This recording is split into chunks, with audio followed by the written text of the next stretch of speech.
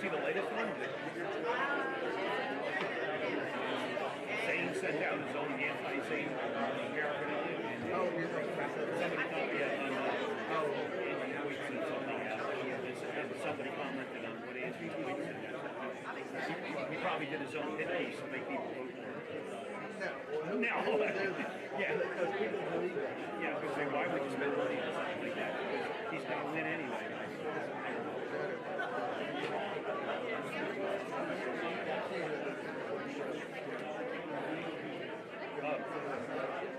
Well, yeah. Yeah, you share it. You read it. No, I haven't. But I mean, just the premise about it. How are you, sir? Good to see you. Trying to thank you. Saw your mailer. Carrie showed it to me. Oh, he's like, does he look like that now? And stay positive.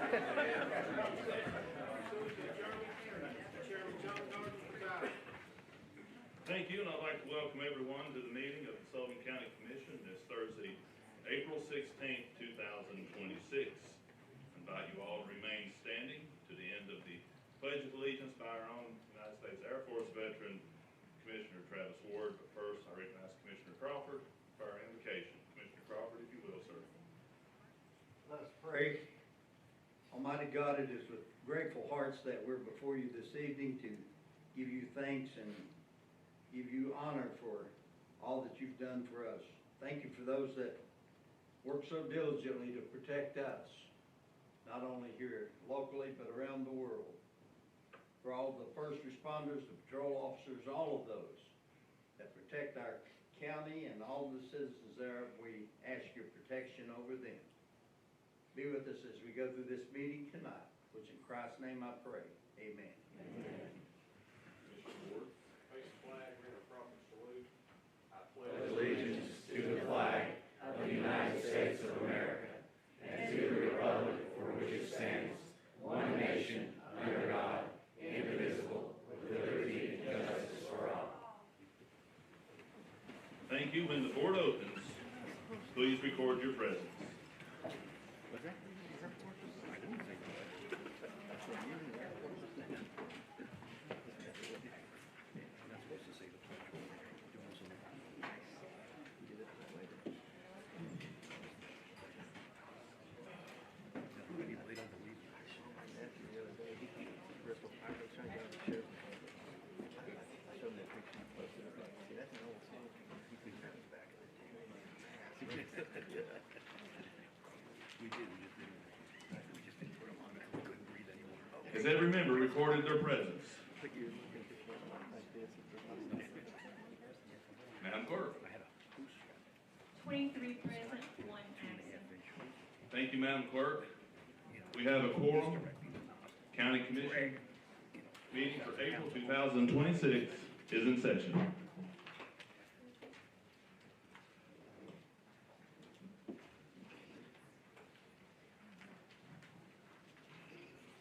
Our first order of business is approval of notaries. Madam Clerk, we have a list of notaries.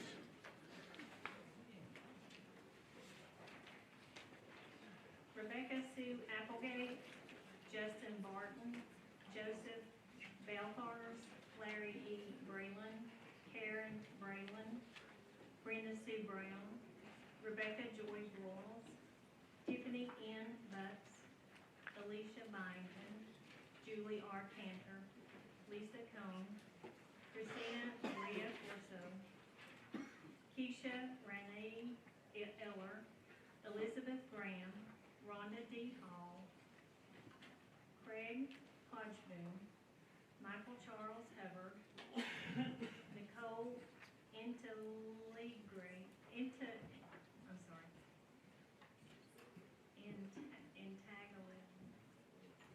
Sarah, you want to try that? Nicole Intagliato. Intagliato? Very good. Thank you.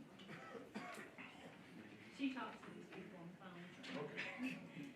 Jordan James, Samantha Dawn Johnson, Angela M. Jones, Ashton Kilby, Tina Yvette King, Lindsay Brooke Knowles, Connie S. Lyon, Mitzi D. Markland, Kevin L. Marsh, Sean McCoy, Stephen Ray Miller, James S. Montgomery, Jessica Odle, Brittany Lee Potter, Sabrina M. Powers, Robert Eric Reagan, Eric Reacher, Elizabeth Roten, Jacqueline Grace Marie Rutledge, Tamara Schaefer, Leora Dawn Sneed, Seth Stanley, Phyllis Stewart, Alexis Thacker, Shanitra R. Walker, Elizabeth Nicole Webb, Michelle B. Wheeler, Blythe William Wilson, Felicia J. White. You've heard the list of notaries. Is there any discussion on the list of notaries as presented? Motion to approve by Commissioner Cole, second by Commissioner Cross. Any further discussion? Without objection, when the board opens, please cast your votes on the approval of notaries requiring 13 votes for passage.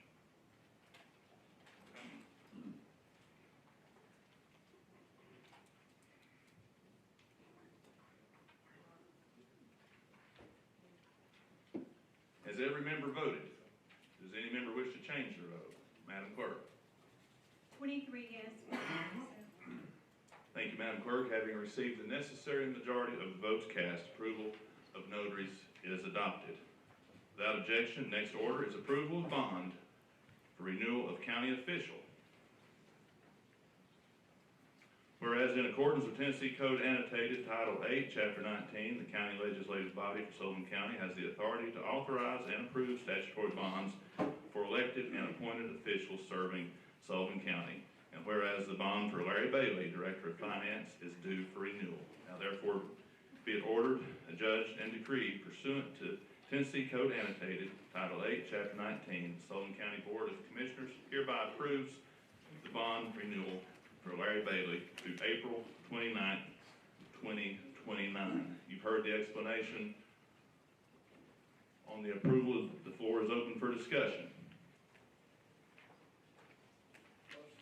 Motion to approve by Commissioner Glover, second by Commissioner Ward and Commissioner Locke. Any further discussion? Without objection, when the board opens, please cast your vote on the approval of the bond requiring 13 votes for passage.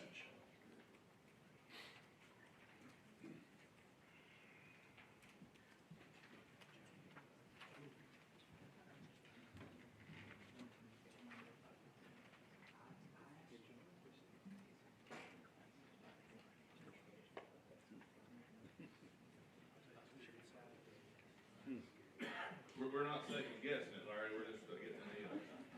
We're just getting the board ready.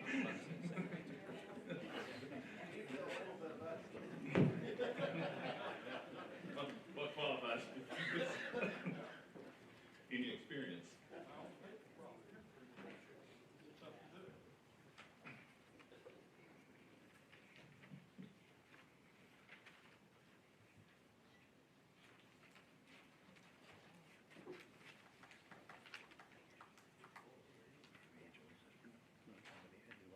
We can do it. No candidates.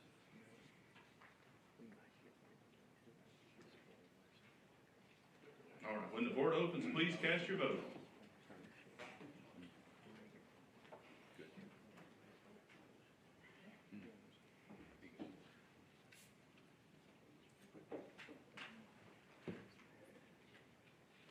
Has every member voted? Does any member wish to change their vote? Madam Clerk. 23 yes, 1 absent. Thank you, Madam Clerk. Having received the necessary majority of the votes cast, the bond is approved. Without objection, next order is presentations and recognitions. I'd like to recognize Commissioner Means in the well for introduction of guests.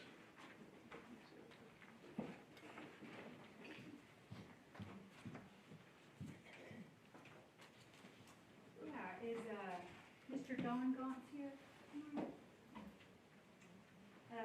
Yeah, so Congresswoman Harshbarger heard about Lance Corporal Gauntz's accomplishments, and she decided to do something very special. And so as commissioners for District 6 are honored to allow this to happen. So I'll let Miss Patty Mills take it from here. So, come on up here. Honorable Congresswoman Diana of Tennessee, honoring the life and service of Lance Corporal Donald R. Gauntz, United States Marine Corps. Mr. Speaker, I rise today to honor the life and legacy of Don Gauntz, a proud Marine Corps veteran, devoted husband, and pillar of the Sullivan County community. Don served our nation with honor in the United States Marine Corps from 1961 to 1964. During his service, he had the distinct privilege of serving on President John F. Kennedy's security detail, acting as his bodyguard during visits to our region. His pride in his service never wavered. A man of deep faith, Don dedicated his life to serving the Lord and those around him. He was one of the 4 founding families of Indian Springs Christian Church and played a vital role in building what remains today a strong and vibrant place of worship. Don's faith was evident in all he did, and he was always willing to lend a helping hand.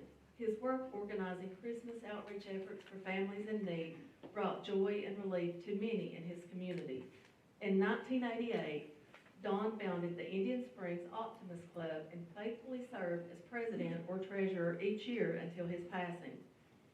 Through his leadership, the club impacted the lives of more than 20,000 young people over 3 decades. Don had a special heart for children, and his efforts helped establish meaningful community traditions, including Christmas tree linings, Easter egg hunts, and support for Natural Helpers program at Sullivan County Central High School. He also worked tirelessly to support youth athletics, providing positive opportunities for countless young people. For more than 50 years, Don served as TSSAA football referee. He valued the friendships he built through the game and took great joy in being part of local programs. Like the Lynn Garden Youth Football Summer League and Sullivan County Little League, in 2021, his contributions were recognized with his induction into the National Football Foundation Mountain Empire Hall of Fame. Don also gave generously of his time to organizations such as the Indian Springs Food Mission Center, Indian Springs Community Chest, the American Legion, and the Marine Corps League. All above, Don was a devoted husband, sharing 60 years of marriage with his beloved wife, Dee. Their enduring partnership stands as a testament to a life rooted in love, faith, and commitment. Don Gauntz leaves behind a legacy of service, compassion, and unwavering faith. I ask my colleagues to join me in honoring his life and extending our deepest condolences to his family and all who knew and loved him. Diana Harshbarger, Member of Congress, Tennessee District 1.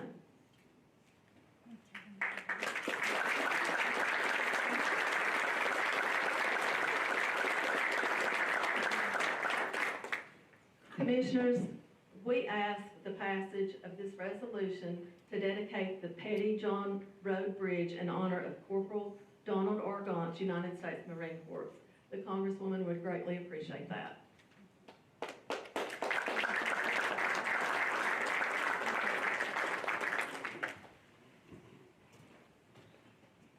Mr. Gauntz, did you want to say a few words before you?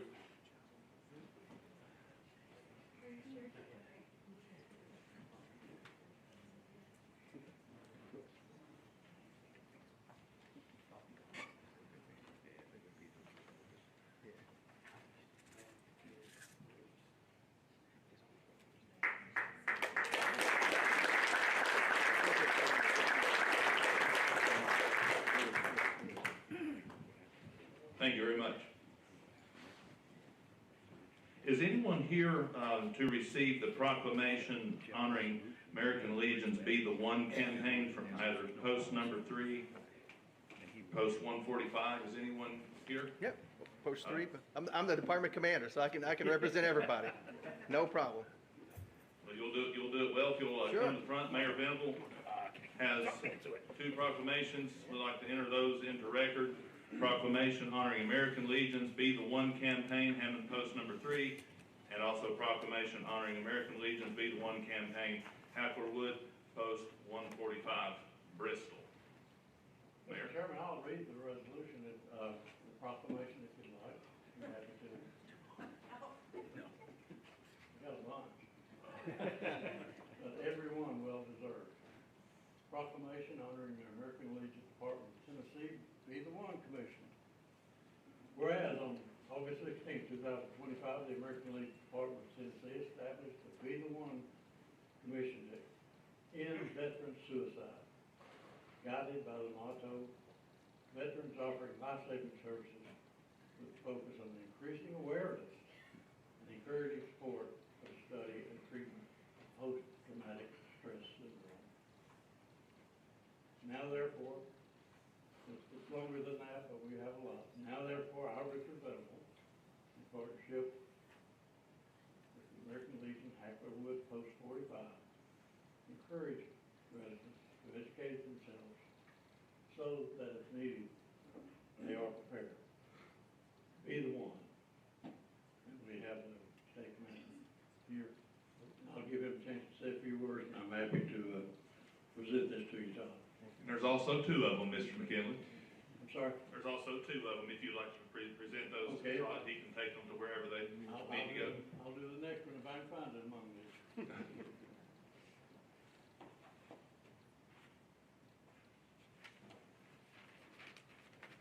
John, can you remind me what it is?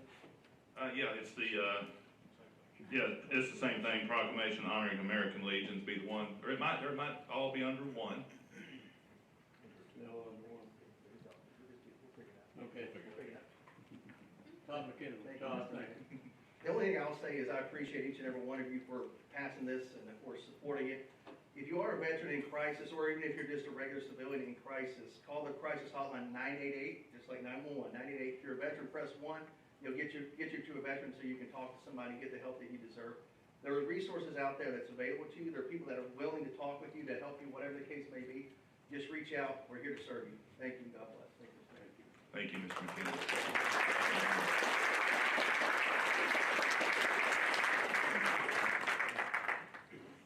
Is anyone here to receive proclamation recognizing April as Sexual Assault Awareness Month? If you will, come forward, please. Happy to have you with us. Thank you so much. Thank you for being here. Good to see you. I'll read a portion of this proclamation, Sullivan County, Tennessee. Sexual Assault Awareness Month proclamation. Whereas sexual assault is a passive violation of human rights that affects individuals of all genders, ages, races, and backgrounds, impacting survivors, families, and communities in profound ways. Whereas every 68 seconds, an individual in the United States experiences sexual violence, resulting in trauma that can have long-lasting effects on the mental, emotional, and physical well-being. Now, therefore, be it proclaimed that the mayor and the commissioners of Sullivan County, Tennessee, the month of April is hereby declared Sexual Assault Awareness Month. In witness, therefore, I have on your honor set my hand and cause the seal of Tennessee to be affixed to this. Thank you for coming and thank you for what you do. Thank you. Like to say a few words?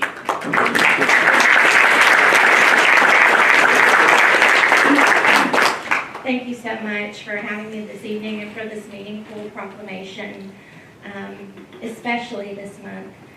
It is such an honor to be able to serve in a county that truly cares about survivors and services that are available to victims in our area.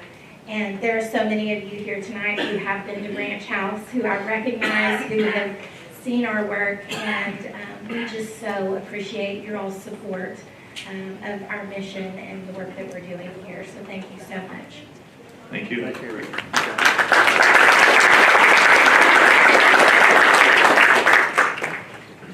Is anyone here to accept proclamation recognizing April as National Donate Life Month? I'll just read the preamble. And then we'll enter it into record. Preamble, whereas Tennessee Donor Services is a donate life agency and nonprofit organizations dedicated to saving and improving lives through organ, eye, and tissue donations throughout Tennessee. And one of 57 organ procurement organizations across the state. Whereas the most effective way to address these critical health needs is through education, by encouraging Tennesseans to register their decisions to become organ, eye, and tissue donors in the Donate Live Tennessee Registry, donatelivetennessee.org, or at their local Drivers Service Center. Now therefore, by the Mayor and Commissioners of Sullivan County, I hereby declare that the month of April is as April is National Donate Life.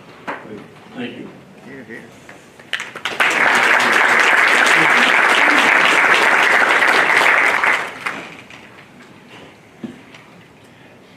And our next three proclamations, you may notice we have some guests on the front row, and I had the privilege of serving on this board of directors for the latter part of 2025, going into 2026, and I'd like to invite Ms. Julie Novak to join the mayor in the well. She's the executive director for Miss Bristol, and also Ms. Brenda Hoskins, the executive director for Miss Bristol team, and they have three guests that are going to receive proclamations. Thank you for coming up. Identifying these beautiful young ladies, if you will. I'd like to invite you to come join them. We have Miss Tennessee Valley team, Kinsley Darnell, if you will stand. And also Miss Bristol 2026, Kobe Fritz, and she's the first Miss Bristol in 12 years. And the first ever Miss Bristol teen, Miss Fritz? Kinsey Richter. I'm sorry? You have the floor, sir. Thank you. I'm overwhelmed. Miss Fritz, happy to present you with this proclamation honoring you as Miss Bristol 2009. Thank you.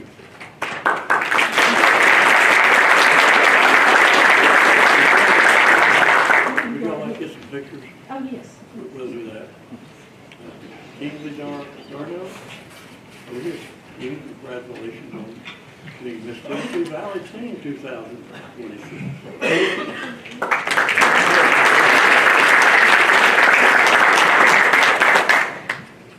Kenzie Richter, congratulations on being recognized as the first ever Miss Bristol team.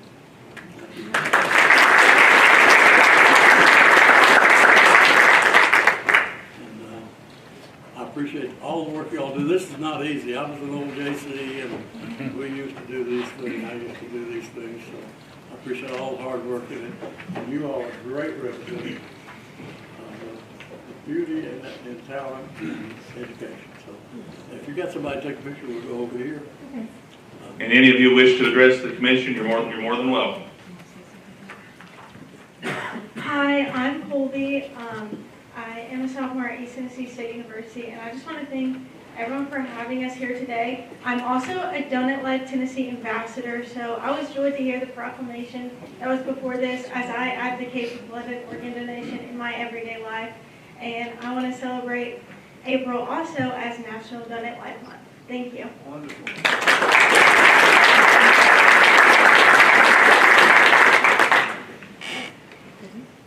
You have a photographer? I guess we usually do them over here. Still in the background.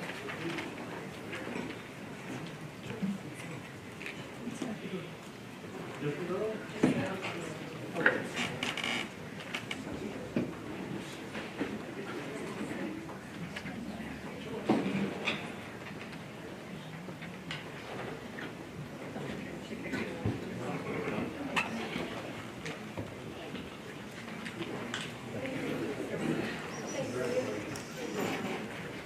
Thank y'all for being here. John, I found one where we had two, Okay. and I'd like to ask, Mr. McKinley, come back up. Sure. And we're gonna present this to you, Todd, because it's, the American, this is for the American Legion Department of Tennessee, rather than, and the previous one was for the Hackler Post. So, Todd, I wanted to present this to you, for the whole Be the One program for the American Department of Tennessee. I believe you're the commander, or? Whole state. Whole state here, so, we're proud of what he does, and we're proud of what they do for veterans, and there could be nothing more important than saving a life. So, Todd, thank you.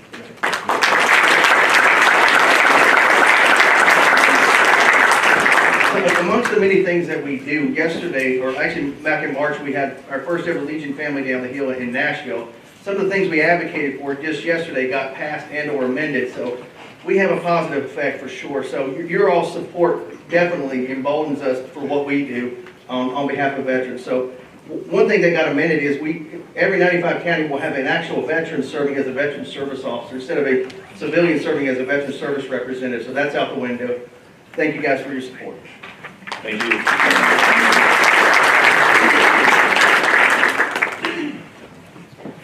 Next order is recognition of the Joint County Cities America 250th Committee. Is anyone here?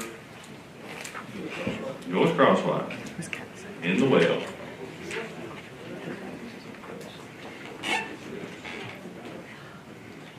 Thank you, Commissioners.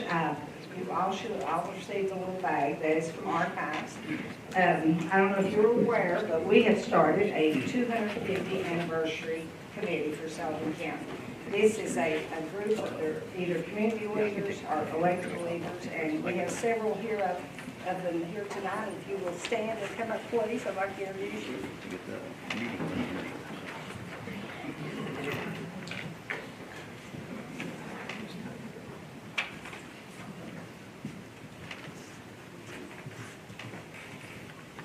There's more, but we have Miss Barbara Street from Rocky Mount. We have Mr. Cody Gordon from Rocky Mount. Marianne Hager, she's our County Flats representative. Lori Stanton from Bluff City. We all know Matthew Johnson. We have our wonderful Paul Montgomery, Mayor of Kingsport, and our wonderful city manager, Chris Picard. We also have from Bristol, Margaret Robin, she couldn't be here tonight. Kelly Bourgeois, John Luttrell, Paula Johnson, she's here with Sullivan County. Our John Osborne is part of this group. Sherry DeVault's part of this group. Krista Morris is the new Bluff City manager. We have Betsy Carrier, she's not here tonight. James Walsh, Jed Fleming, he designed our pens. Who else did I miss? Jamie West, is that her name? Jamie West. And that's it, but we started this committee back in October. You know what's wonderful about this committee? We're Sullivan County. We all have worked together, and this has been one of the best committees that I think we've had recently. But we start our kickoff tomorrow at Rocky Mount. Starts at 1 o'clock. It's our media day, and then on the 18th, Saturday, we're going to have it'll be free tomorrow, but it'll be free on Saturday for a family fun day. So bring your kids, grandkids, or just come yourself, because we're going to have all kinds of activities with this street. Or would you like to add anything to it? Go ahead. So folks, it's one thing we're kind of excited about is we never really have free days at Rocky Mount. It's Rocky Mount is owned by the state of Tennessee, but it's a nonprofit, so it's one of those things where we sell tickets. So working with Sullivan County, we are doing something we've never done before, and that's a free day. And we're really excited just to be able to have everybody come out. But to echo what Joey said, it's one of those things where we are Sullivan County, and we are. It's been a thing where we've all got to kind of share our history, and it's really significant on this side of Tennessee. And I think the thing to always remember is Tennessee didn't start in Nashville; it started over here. Our new website is sullivancounty250.com. It'll have all your events coming up, and I hope even after our 250's over with, this committee, and we're trying to talk them into staying together and just working for Sullivan County, because it's a beautiful place to live and work, so I appreciate every one of you. So thank you all. Thank you very Yeah. much.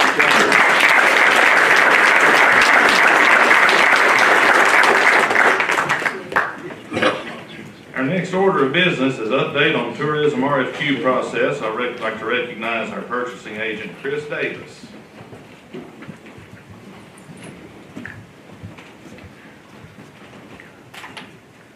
Good evening.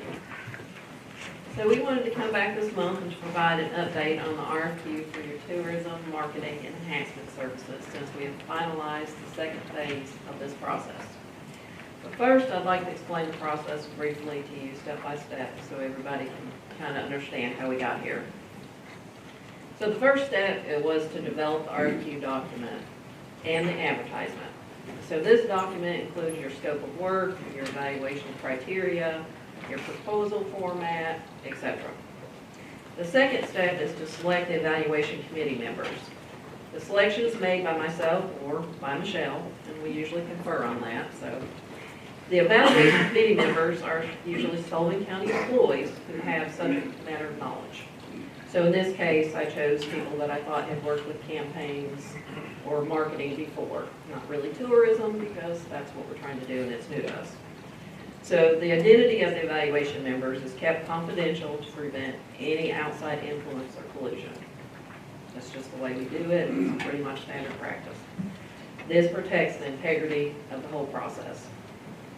The third step upon receiving the RFQ responses is to provide all firms documentation that was issued for the RFQ, including any addenda that was issued to answer questions for the firms to the evaluation committee members. So what they get is they have the RFQ that was issued, they have all the firms' proposals, and then they have any addenda that was issued. So they have everything they have and need to be able to score these.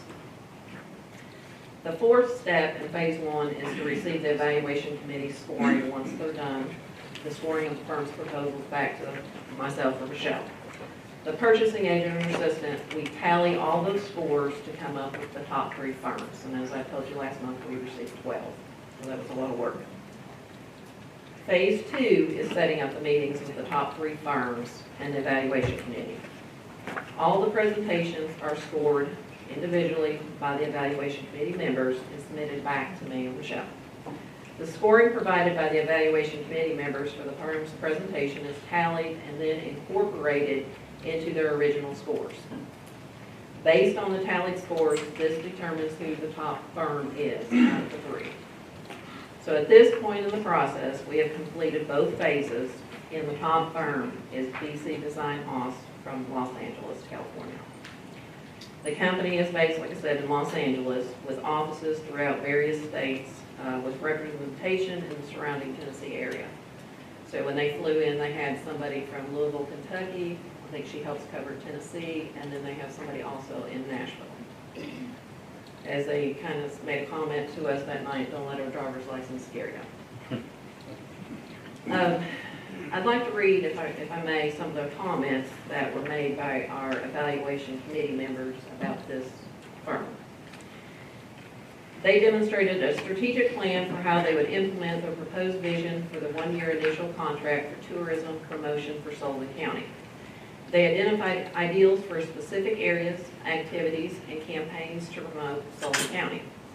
They presented a very impressive dashboard that would be included in their services, which would show county staff real-time performance results, breakdown of costs, and provide actionable framework for tracking success.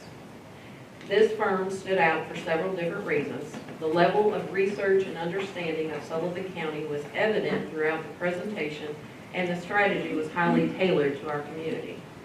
Their portfolio includes large commercial accounts, yet for our campaign, they brought things down to a level that seemed homegrown and familiar, truly grasping the feel of our area, who we are, and our unique needs. They see themselves as one part of a county-wide effort with willingness to collaborate with all existing efforts such as NETA, Visit Kingsport, and Explore Bristol. So after the presentation, I received a follow-up from them with the following comments. They thanked us for the enlightening experience and walked away inspired by the history and heritage of Sullivan County. It is rare to find a place with such a distinct soul.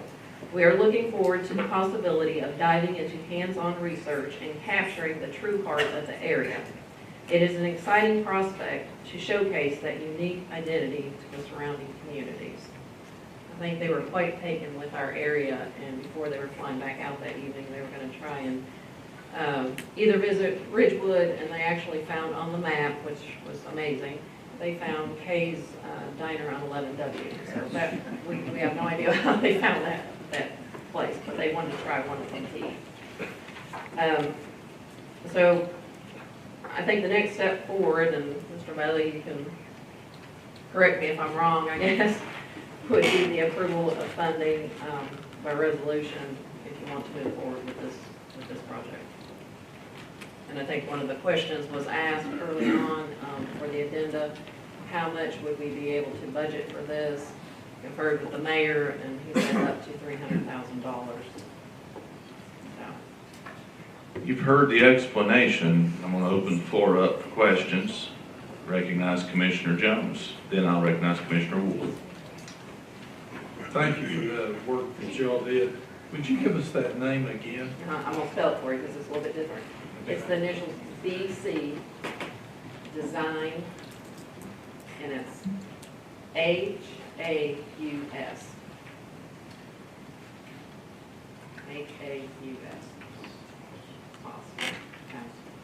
LA.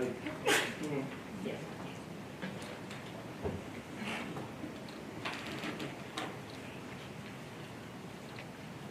Recognize Commissioner Ward. Thank you.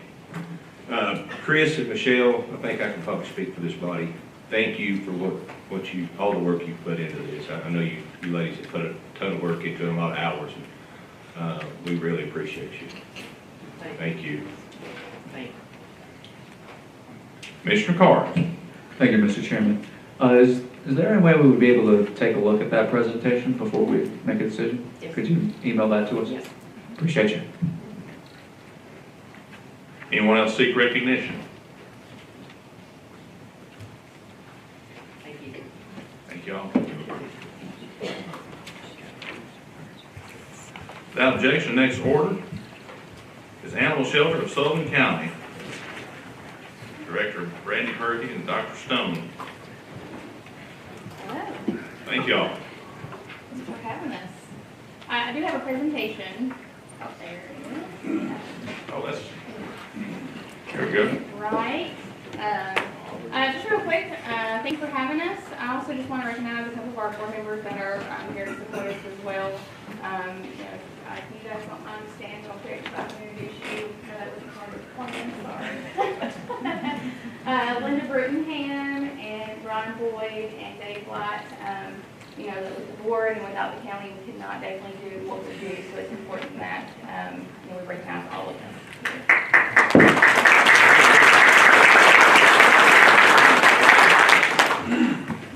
So I just wanted to come just to kind of show you guys some of the things that we've been doing for 2025.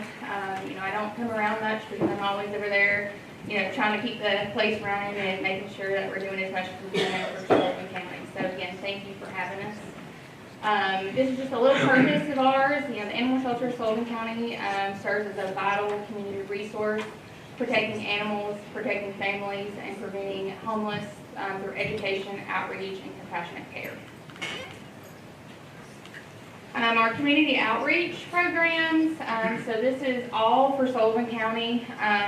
We're trying to get better at really presenting this as it's for all of Sullivan County, Bristol City and Kingsport. Our vaccine clinics, we've actually had to change them up a little bit this year because they got so big that the traffic was a complaint, which I guess that's kind of good because we know that it's working. But those are still going. We're seeing so many animals each month. We've actually started doing them during the week as well, from 10 to 12. It's really important that we're vaccinating animals, making sure they get their rabies vaccines, all their preventatives. The spay and neuter clinic, that's a huge one that has taken off. You know, when we started this, we were only doing 1 day a week, and we were focused on just shelter animals. And then we realized we really need to reach out to our community, because, you know, those animals that are populating the community, that's what's coming into the shelter.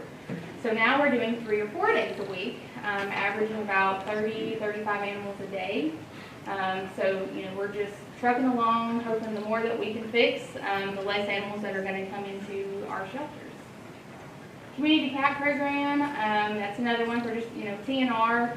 There's a ton of cats in Sullivan County, so the more we can get fixed, you know, the less they're going to populate again. Hopefully one of these days we'll have them under control to where we will just continue to just take care of them. Community members are taking care of those cats. Don't bully, bully. These are all, again, spay and neuter projects. The more we can fix, the less we're going to see in the animal shelters. The food program, that's one that's really taken off. Honestly, you know, I didn't realize there was such a need, you know, for that in our community. We've got community members that are feeding their human food to their pets. So this program is allowing the community to come and get pet food. This program is ran by Sullivan County community. We reach out to the community when we need food, and it just pours in. They know if we can help them with food, it's going to keep them out of the shelter. Can't tell me how many times that people have wanted to surrender their animal to us, and we're like, why do you surrender your animal? I just can't afford to feed it. We don't want your animal. Let me give you a bag of food. Let's let you keep your animal. And they are jumping with joy just to keep their animal now that they can, you know, they can feed it. The Wait for 8 program, this is going to be the itty bitties. So this is anybody that is under 8 weeks, 2 pounds. We want to keep them in their foster homes. Go ahead and get their vaccines started, their preventive started. So that way when they get ready to come into the shelter, they can get fixed and get adopted right away. We do not allow any animal to leave our shelter unaltered. So for them to be adopted, they have to be fixed. So with that program, it just keeps animals from being in our shelter for a long time. Our stats for 2025, this is our vaccine clinic stats as far as the pie chart. I thought it was nice to see from a breakdown where we're fixing our animals from. This could be community cats, this could be owned animals, this could be shelter animals. We did add another on there because we actually have been fixing animals from Virginia, Carter County, Unicoi County. So, you know, that program is open for anyone. We want, again, we don't care where you come from. We just want your animals fixed to keep them out of all shelters.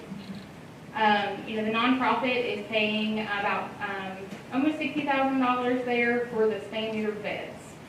So Dr. Stone here, she donates all her time for all of the vaccine clinics, and her license are at our shelter for DA license and things, but she doesn't cut as far as surgeries and things go. So we do work with relief vets. Some come out of Jonesboro, Limestone, UT sends a lot down to us. We do pay them, but it's at a lot lower cost than what we would go if we send them to a for-profit. Add anything to that? Yes, because I'm on the board, I can't obviously make a profit, and so because I have no life, I donate my time off to the shelter. I do have a paying job at a veterinarian. I watch an animal hospital, but I donate my Thursdays to the shelter because it's such a wonderful cause and it feeds my soul. And the staff there is just incredible. And like I said, the thing that I like about it, we spay and neuter animals there and vaccinate, and those are citizens of Sullivan County and Kingston, Bristol that would never enter my door. And I'm not trying to be judgy or anything like that, but I'm servicing a community that would never come to me. And so if we can spay a dog, for how much is it now to spay? $80. $80 as opposed to retail, which is $400 or $500 if you guys have spayed an animal lately.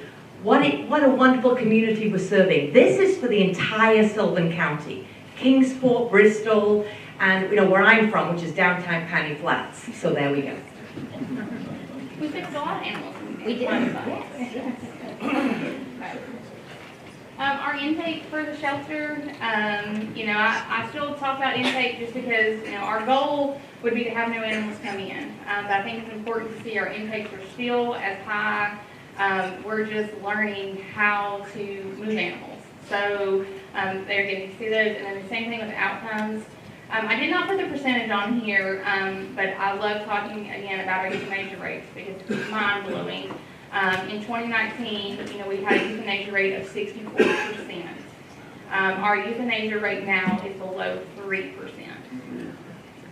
Did you guys catch that? Yes. Impressive, isn't it?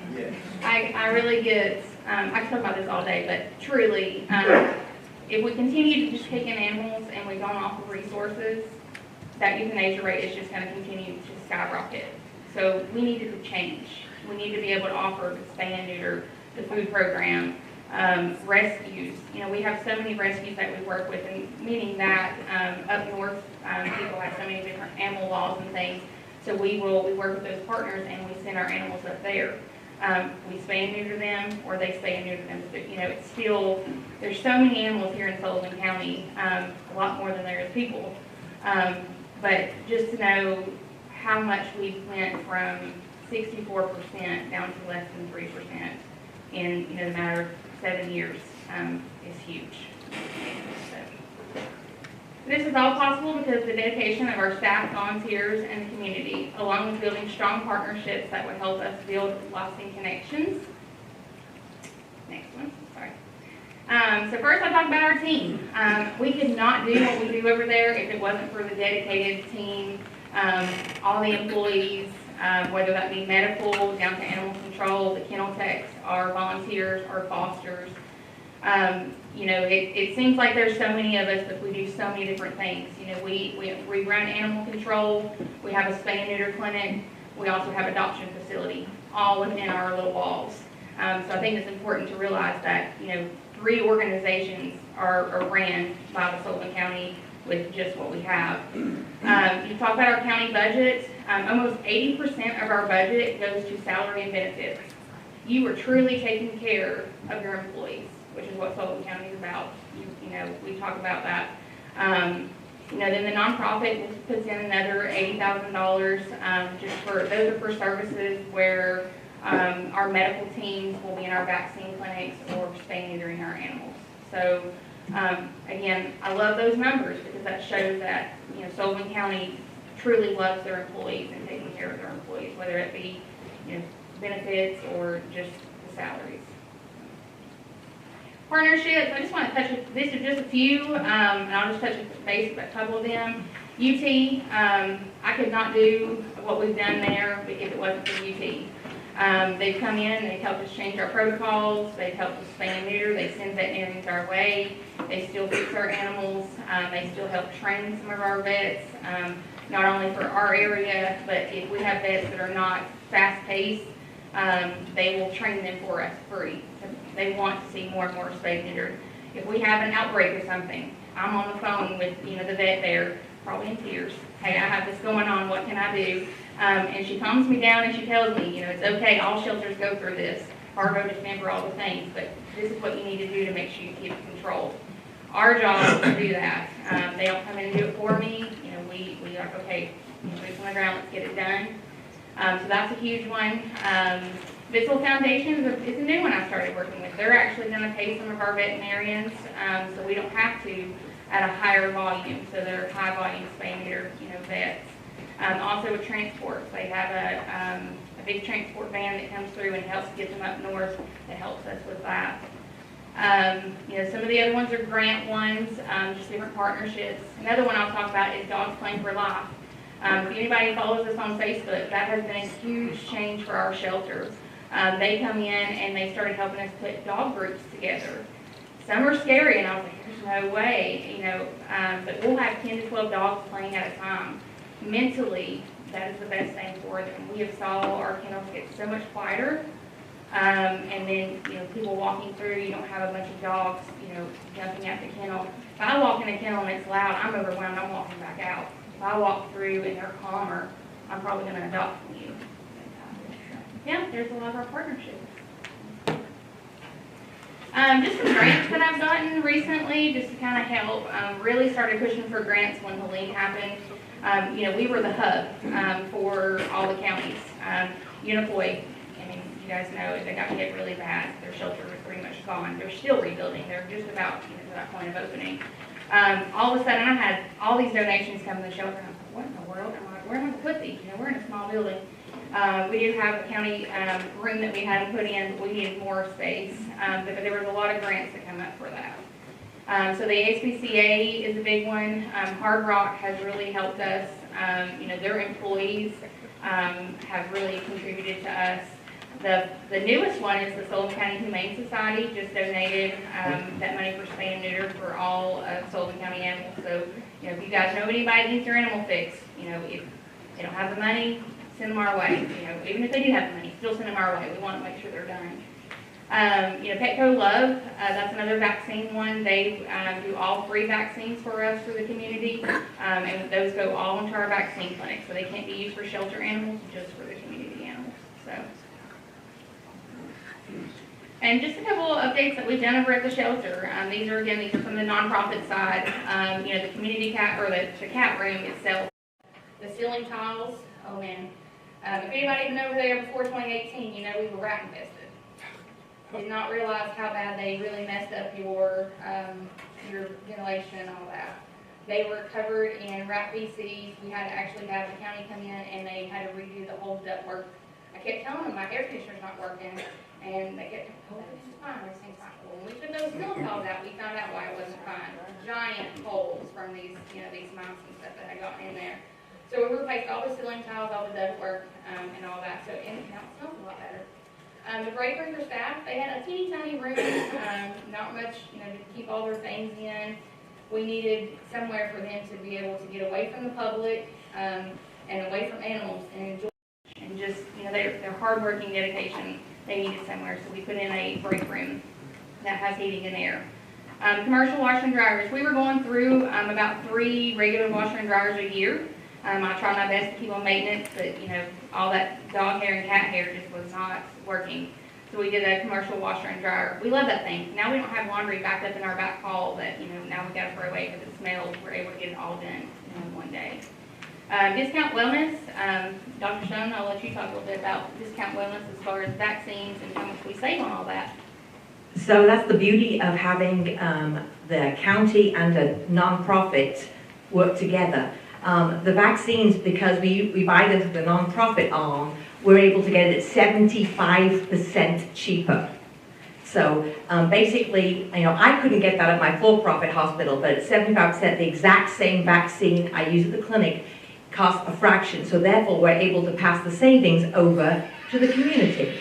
Same with flea medicine and tick medicine. We can buy it for cheaper than I could buy it.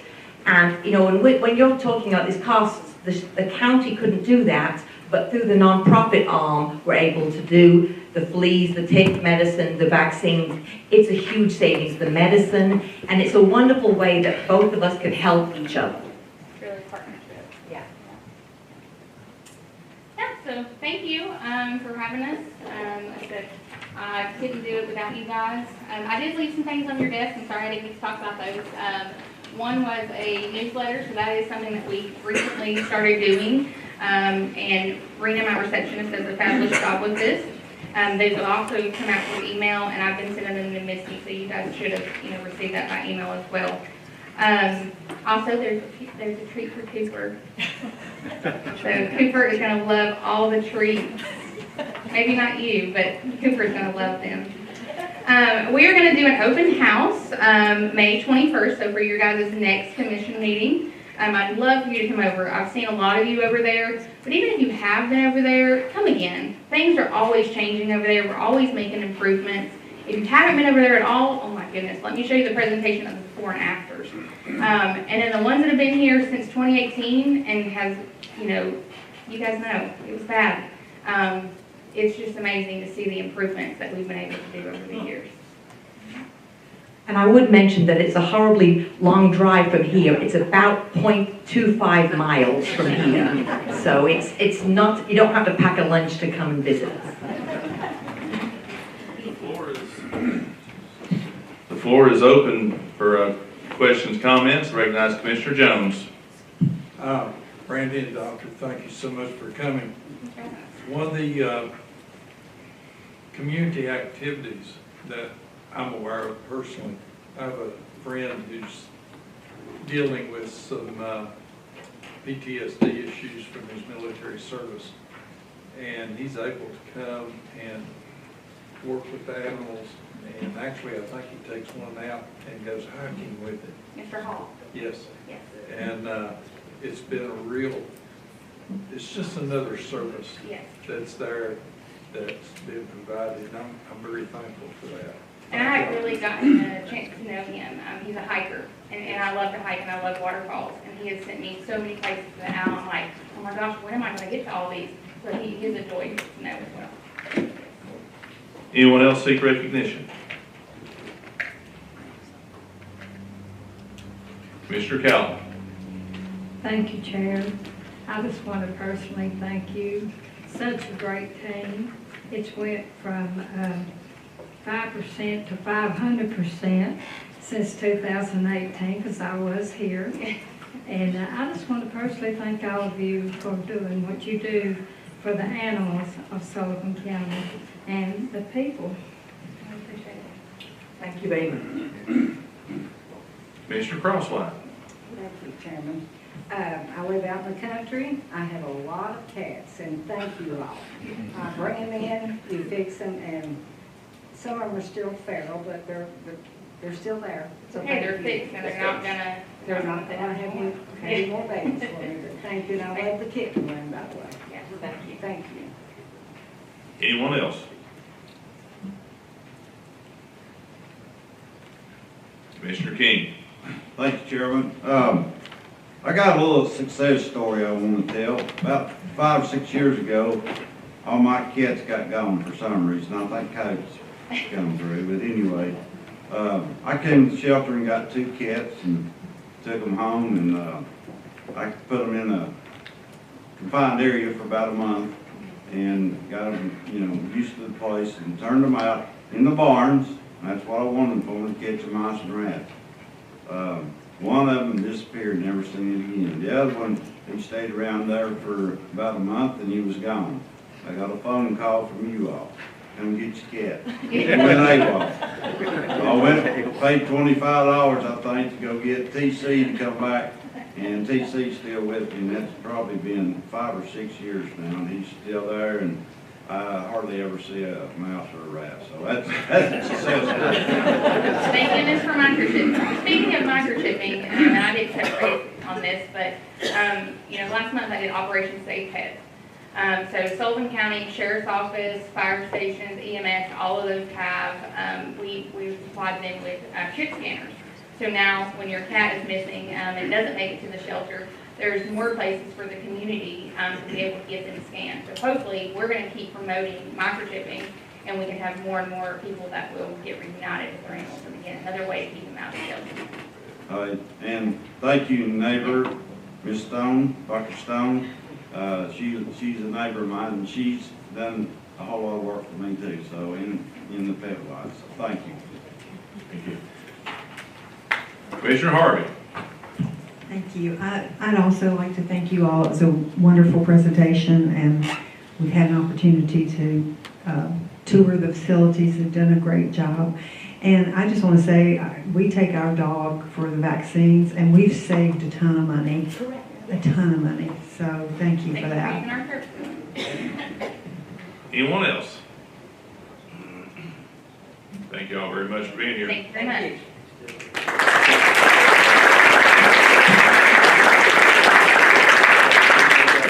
Without objection, our next order of business is quarterly report on economic development from Clay Walker, the Director of Networks.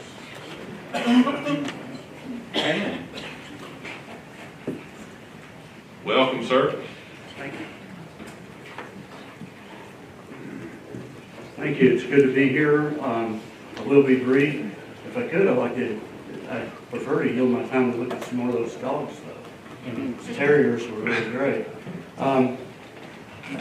You all received your quarterly report, so I'm not going to go over it, especially with such a packed agenda. I do want to point out, though, if you dived into that, noticing the grants, because we continue to have great success getting grants from Tennessee Department of Economic and Community Development. $2.5 million being invested in Bristol South, an industrial park owned by BTS. And there's $100,000 to our park that we purchased recently from KDB on Airport Parkway. We kind of joked that between the two grants, we got $2.6 million. But I don't want to take that $100,000 lightly, because that grant is for due diligence. And again, it's part of the system and the playbook that we continue to use with TDC. The park in Bristol that just got the $2.5 million. A year ago, it received the $100,000 grant to make the case for the $2.5 million. So we're playing by that same playbook on the park that you all, along with our other partners, invested in a few years ago. And we already have a client on that project, on that piece of property. So who knows, maybe we won't have to develop it. But if we do, we stand ready to do so. And again, the grants have just continued to keep increasing year after year from TDC, using our partners at KDB, Bristol IDB, BTS, certainly some grants in the name of Sullivan County IDB, as well as networks. And that's what's enabled us to keep multiple grants going at once, doing it through all these entities. The same team working on all of them. And it's a great team, and I'm very fortunate to be a part of it. Other things going on in the past quarter of real significance, partnering with the city of Kingsport, BAE and Burlington Junction Railway to have a meeting and explore the opportunity with Burlington on a transloading facility there behind the fence at BAE. And that's progressing nicely. We have 5 companies that are very interested in maybe being users of that if we can make the numbers work and Burlington and BAE are successful in getting some federal government dollars to make it work. We also partnered with both our cities, both the cities of Bristol and Kingsport for a countywide Northeast Tennessee Hiring Expo in Meadowview last month, where 86 companies, all hiring, with some really impressive jobs, were there. About 500 job seekers came through that day. And what was really rewarding is to talk to people as they were leaving, whose lives were changed in that day, that afternoon, because they walked out with jobs. And we heard some really heartwarming stories, and it's why we do what we do. Much of what you guys put into it and why you put into it, it was nice to see that in real time. So it's a great, it was a great experience. We have buildings going up. Obviously, some of the companies that have, the past year, that moved into existing facilities, we've been inside those facilities, and they've really turned them around. But you can see, building, I believe I saw Mr. Street here, the building, his building for Seaman Corporation is looking great. We watch that regularly in Partnership Park 2, and then in Bristol Business Park, A.Y. McDonald's building is nearing completion as we prepare the site across the street for it. And we just got to keep going by the playbook. I had a few other minor items that, because of time, I don't think we've all talked about them. But again, just thanks for your support. It's great to see the results and the job creation and the grants, so we can just keep cycling this over. And I do want to say, if you haven't been by to see the sign at Tri-County Park, please go by. I see a big thumbs up there from Mr. King, and the landscaping looks great. And yeah, you're welcome. And thanks to Bristol, the Sullivan County IDB for their work in that. We had a meeting this week, and at the end of the meeting, we did a tour and went by many of the properties, including obviously that one. And it just looks great turning in there. Happy to entertain any questions or. The floor is open for questions. Recognize Commissioner Harrison. Thank you, Clay. Good, nice presentation. Last week, there was a couple of questions. It was zoning issues, and one of the questions that popped up was something that you might be able to help me with, because do we have any existing industrial parks that still have a lot of space, like something big, like 300,000 square feet? BTS's park is just completing a 15-acre site. That's kind of tight for that. Usually it's more of a 20-acre site. Certainly the site that we have that's under development at Airport Parkway that Networks has. It's a great site for that. We're developing a site in PP2. We have $1 million grant on a site in PP2 that we just applied for a $750,000 grant to help finish that off through TVA. But that's a 35-acre site with a building. It's a long, thin site, so it depends on the shape of the building. But certainly Bristol South, the site that just got the $2.5 million grant, is more than ample. That could take a 400,000 square foot building on that site easily enough. So yes, we do. Is there any other, I guess those are the main ones that are planned right now. Is there any other in the future planning or still, you're developing those? Yeah, I'm glad you asked that question. It brings us to another program that we, again, I didn't want to get too deep, but I'll be very brief about it. You'll hear more as we go. Many of these sites were developed and received grants because they were identified by a state program called the PEP program, Property Evaluation Program. And we go through those. You have to apply to go through it. We've applied, we've made a cut, we feel very confident, knock on wood, that we'll be selected, and we have sent, I believe, 8 to 10 sites that we want the state to come up with. They hire a consultant, and they do an evaluation and really make a recommendation on whether to develop it or not. And that's great to get their input and get a third-party site selection experts' input into what our best potential sites are. But what's very important is just by going through that program, it makes those sites eligible for these grants. Not every site is eligible for these grants. They're certified sites, which we have many of, but it's a much quicker route to get them eligible by going through the PEP program. So yes, we've identified about 8 sites that we're looking at right now. Thank you. You're welcome. Mr. King. Thank you, Chairman. In the Tarrant County Industrial Park on Mountain View Road, what's going up there right across from the Home Shopping Network?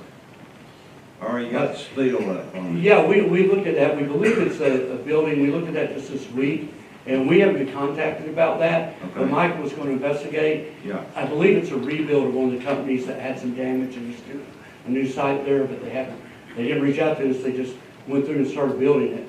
Okay. I hate that when I can't take credit for something going up.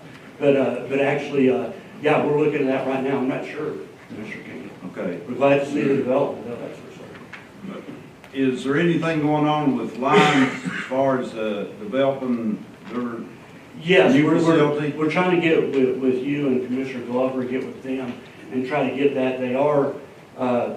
There is lots going on. I can't really say in the public meeting too much about it. Right. But they have plans for major development. There are a lot of moving parts to it.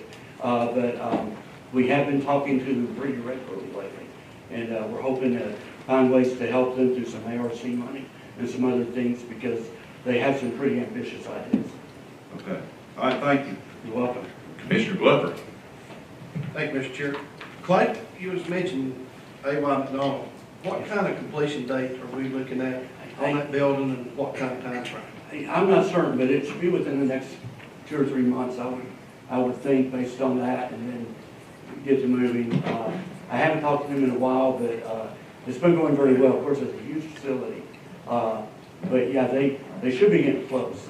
The reason I wanted to mention that A.Y. McDonald is located to Sullivan County from Carter County. Yes, sir. And they are one of the largest manufacturers of valves, water supplies, and so forth. And they were hunting some land to rebuild and build on, and it wasn't available there. But that's what set Sullivan County separate from other counties, is because we got the land and we got the things available for them. So when that building gets done and they get moved here, it's going to be a huge shot in the arm for Sullivan County. Yeah, and we're taking those jobs and adding about 75 to 90 jobs on top of those. So we retain those jobs for the state and the region, in addition to the growth.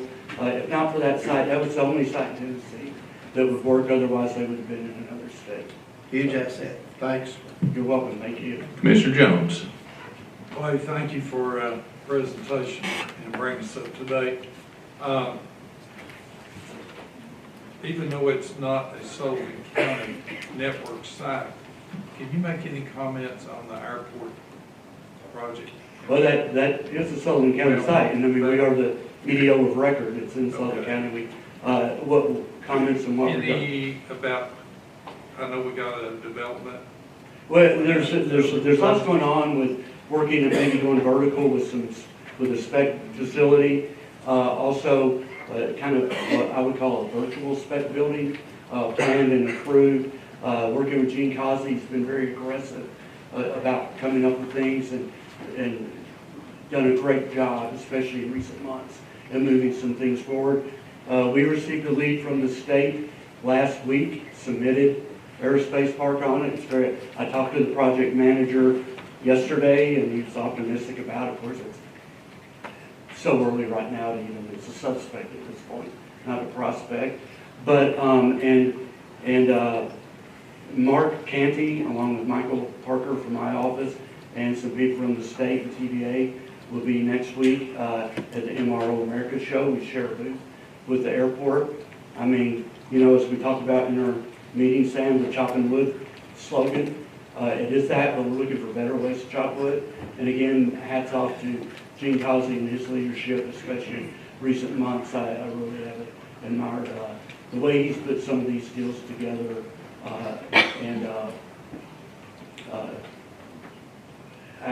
You know, it's still, I know it's a slow roll on that site, and it's such a specific site with certain regulations that make it tougher. I mean, we flip our sites, as you know, we're very proud. 3 of the last 4 sites we have developed and gotten market ready.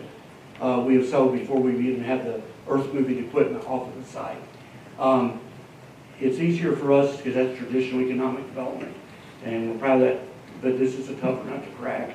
But I still think it's a great project, and I'm confident it's going to lead to great things for not just Sullivan County, but it's going to be a regional impact. We get the right people there. I will say Final Forge is moving forward, and we looked around their building the other day, and hopefully it'll be done sooner, and they'll have people in that facility working. Again, thank you.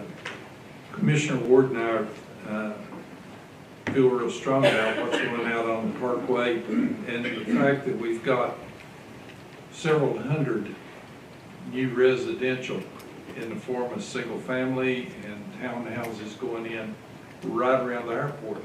We could have had a big company come in, but we never had anywhere for their employees to move to. And now, personally, I think that was one of the missing elements, that we didn't have the housing available for them. So thank you to those developers that are working on that. Thank you, Mr. Street, for your involvement out there, and just want to thank you for what y'all do every day. Thank you. Thank you very much, Sam. Appreciate it. Commissioner Akers. Thank you, Chairman. Good to see you, Clay. Likewise. You talked a lot about all the grants and the opportunities of developing the land that we have. And as Commissioner Glover mentioned, with A.Y. McDonald coming in over there, wasn't that area one of the first recipients of a grant and all that we did in that park?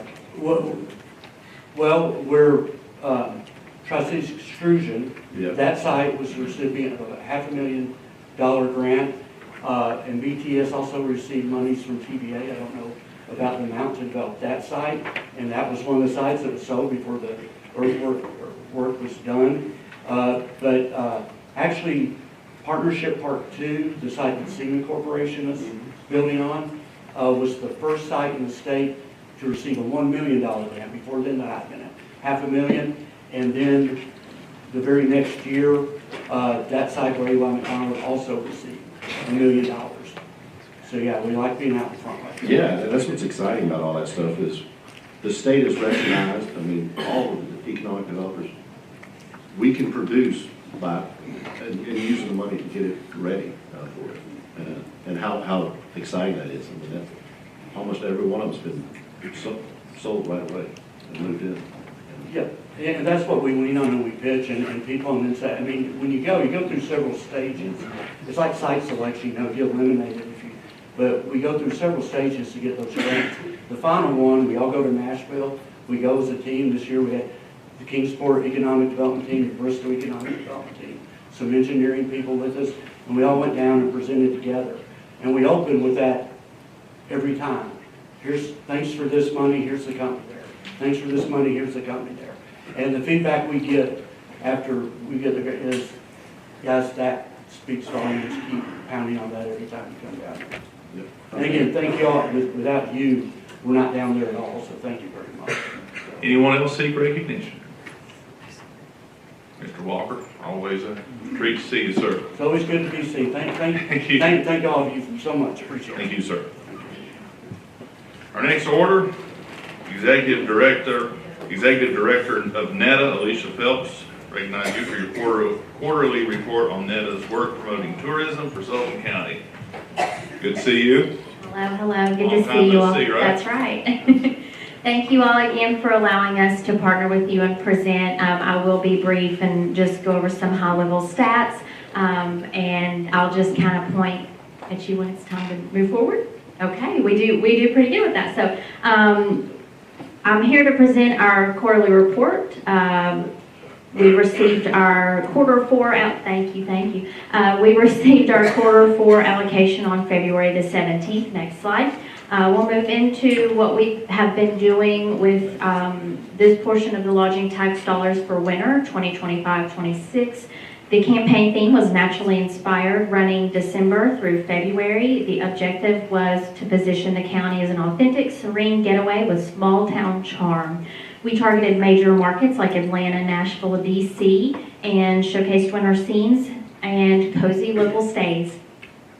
The spring campaign, moving forward, focused again on naturally inspired theme, and that ran from February to April. If we could move on to the next slide, thank you. And we positioned the county as an exciting, authentic spring destination for all ages with trails, dining, outdoor activities, charming stays that felt discovered and rooted in your everyday moments.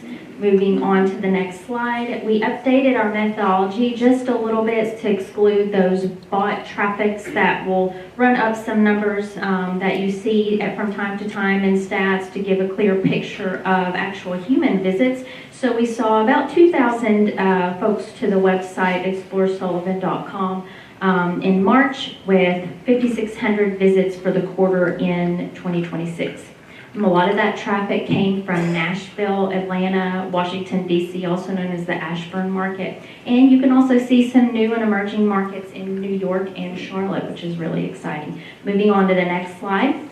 We talked a little bit about flights here, and so with the nonstop flights from Tri to Orlando, or from Orlando, DC, Chicago to Tri, we targeted running through June 2026. We'll promote the area as an easy, authentic mountain getaway that's an hour or so away. We used SEM, meta ads, and digital billboards specifically in the Orlando market.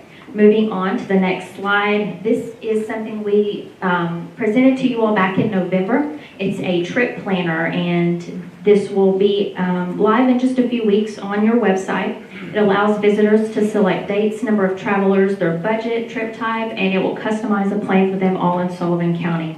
As you can see, those visitors, they're going to fill out their budget, name their party, dates, and more, and we'll be collecting this information while providing these visitors with personalized itineraries that go throughout the county. Next slide.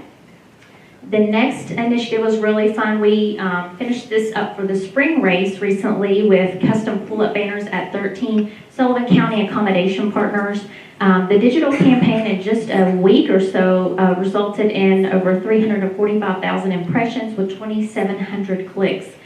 This includes itineraries for 1, 3, and 5 day itineraries to stay a little bit longer in Sullivan County. We'll do this again for the NHRA drives as well as the fall race. Moving forward, the next concept, our seasonal micro itineraries, we're working on those right now. Spring's going to feature history and outdoor focuses, and our spring campaign is currently underway, and summer will begin in May with, of course, fall and winter to follow. The next slide. This initiative we talked a little bit about includes seasonal experiential trails such as winter lights and bites. The execution will include a QR code, check-ins, a passport integration, as well as participation from some of the local businesses here in Sullivan County. We'll see that kick off in quarter 3 of 2026. Moving forward, we do have our partners from Visit Kingsport and Explore Bristol with us tonight. I did want to make mention that the Visitor Center in Bristol is now open on the Parkway. And so they just put out their visitor guide with 85,000 copies, and it does include a 2-page feature highlighting Bluffville and Bluff City. And then their spring outdoor video series is currently running on Roku and OTT TV and has garnered over 800,000 impressions. And moving forward on the next slide, a little bit from our friends at Visit Kingsport. Their campaign saw 1.3 million impressions. That's a 27% year-over-year increase and 40% increase in clicks. And you'll see content from them, Foodie Fridays, Sunday Fun Days, stay in Kingsport and surrounding areas.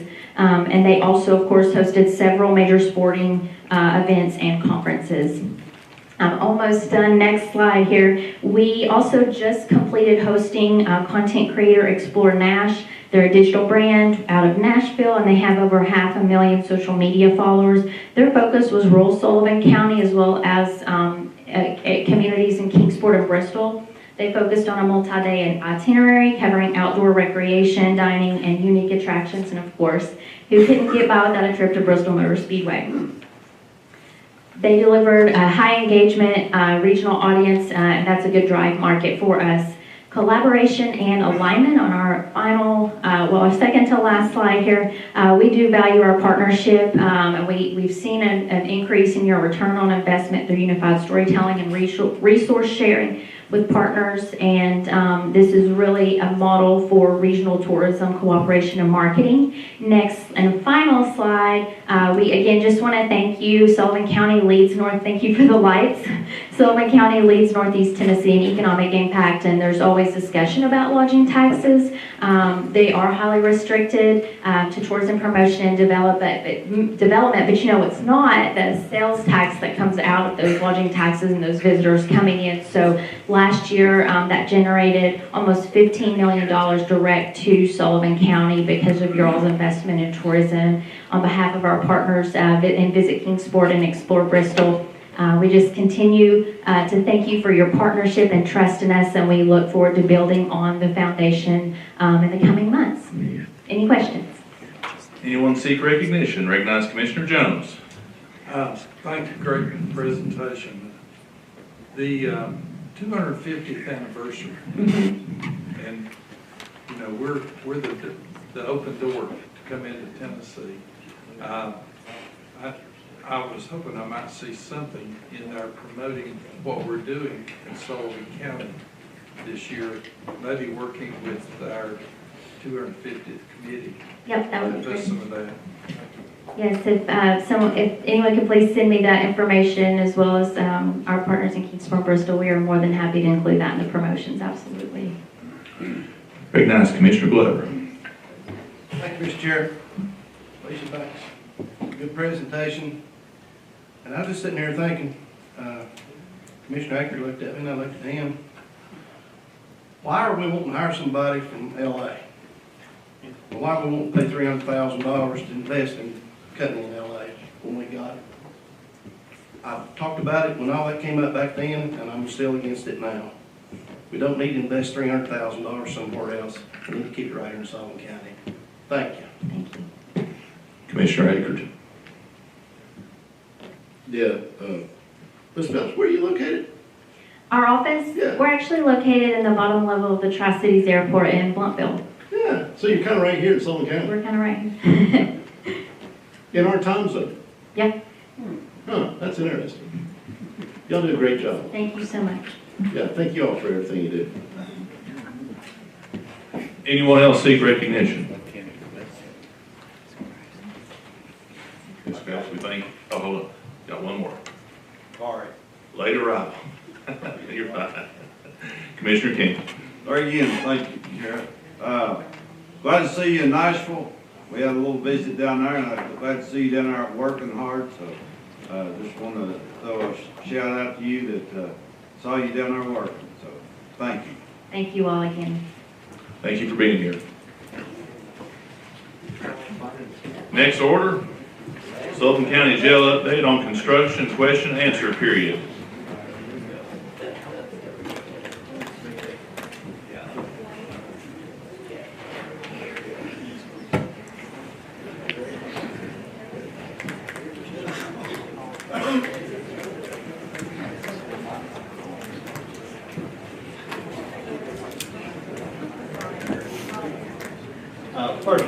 Chairman, I'd like to say I'm Jim Street, and we were here a couple of meetings ago, and we had no intentions of coming back. Our whole team has worked diligently, from the architects, subcontractors, the owner's representative, and ourselves, and we've made progress, but we'd be glad to answer any questions you might have.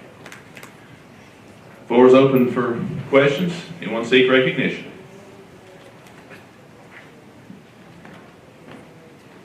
Recognize Commissioner King.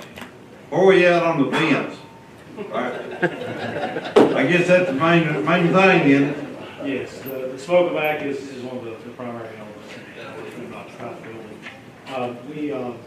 We think we've finally resolved the issue.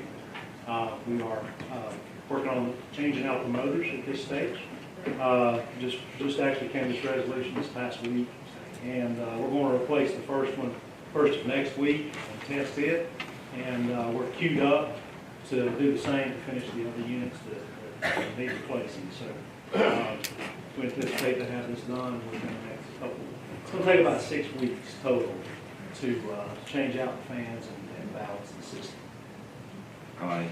It's the fan motors. Was that a design flaw? Is that what the whole deal is? No, it was a combination. We had a vendor that trained, which was specified. Yeah. We had design parameters. They actually submitted and we utilized the equipment. And with the conditions in the jail, the motors are not sufficient. Train thought that they were, and they're not. So we're stepping up, and Train's going to be replacing those motors. So what about the sensors? All that's a complete system, and sensors? Yes, sensors were definitely necessary for detection. So in conjunction, we feel that this is going to resolve the issue. Okay. All right. I'd like to recognize Commissioner Crawford. I guess the next question would be, going forward, are we sure this is going to solve the problem? Are we going to, 6 months down the road after it's being occupied and we have something crop up, we're going to have to evacuate people? Right. We asked the very same question, and back to the early detection, addition, smoke detection, and upsizing these motors.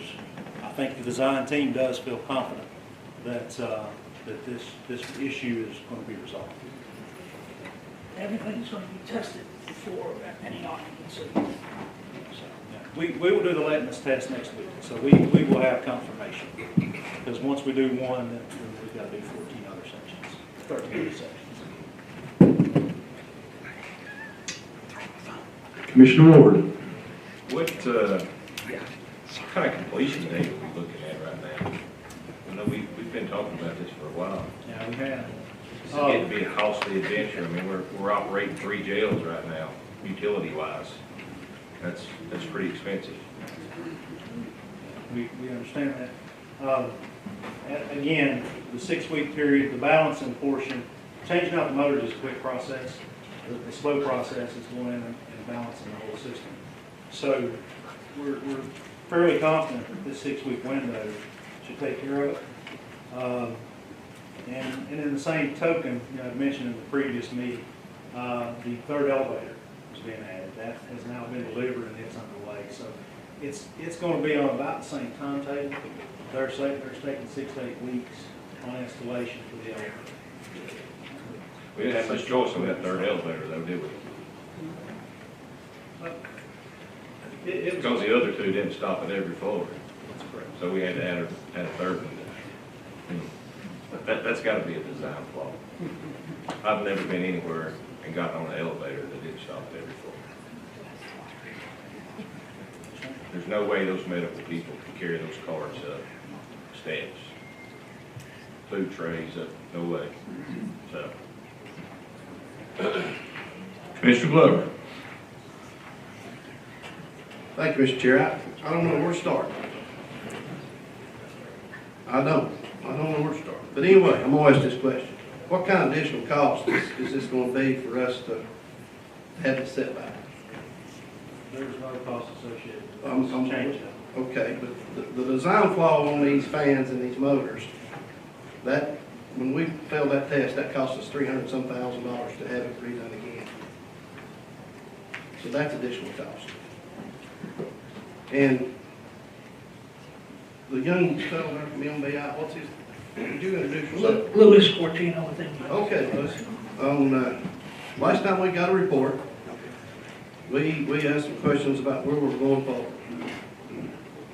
And what bothers me about this whole situation is, we're in the same situation right now that we were 2-3 months ago. And the additional cost that it's adding on to the taxpayers of this county for utilities, we got lights, we got heating and air on in that place, and we don't have anybody in there yet. So that's costing the people of this county money. And they don't like it. And they're letting me know they don't like it. So therefore, I don't like it. And the problem I've got through this whole process is, Sullivan County, we've done everything that we said we were going to do for this project. Have we not? We have, okay? But the design flaws in this has costed us a lot of extra money. And I don't know who's going to reimburse us for that and how it's going to be reimbursed. Because Mr. Street's company took your design and your presentation in the papers with him, and he stuck to that. He did that. So it's not nothing on his side. It's on your side. It's on the design side. It's the design flaws of this. And I've got a bad problem with that. I do. And the taxpayers do. Blunt the utility right here with the water. I don't know how many times they've already flushed those lines out. And that's additional cost to them. They've got manpower going there. Those lines has to be flushed out because they can't sit there stale. And now we're talking about 3 or 4, maybe 5 more months. Who's going to absorb all this extra cost? Now, you don't live in Sullivan County, but I do. And I have to face these people on a daily basis.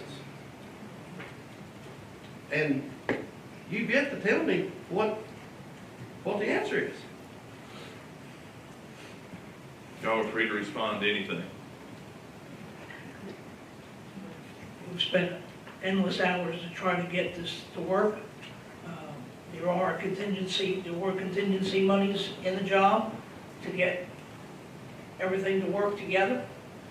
A bunch of that money was spent on micropiles and other unsuitable soils, which could have went to some of this fire suppression or the smoke of that.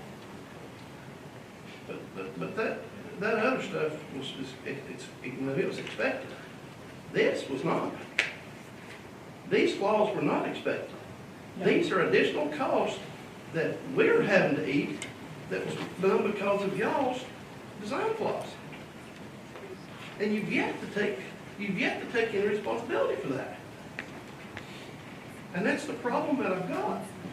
I've got folks in my district right now that's digging down in their savings account to pay their taxes with. And they've done this ever since this project started. And that's the problem I've got with this. And my people do too. And I'm here for them. And I don't like it. So 6 more months, 7 more months, that's additional cost on top of everything that's already been allocated for this job. And there's yet to be the first person in there. First person. And the longer that this goes on, the more time that Mr. Carswell has to spend in there to look over things, the more time that Mr. Street and his company's tied up in there. Listen, I'm just going to be honest. I wouldn't hire you all to design a chicken coop for me. Commissioner Glover, I asked people to come up to be, not to make it personal. I'd like for us to give them the same respect. Commissioner Iverson. Thank you guys for coming. One of the first comments was made was the smoke is the main thing. But can you give me a list of things? I know the elevator now, you say 6 weeks. The smoke sounds like it'll be done, changed over in 6 weeks.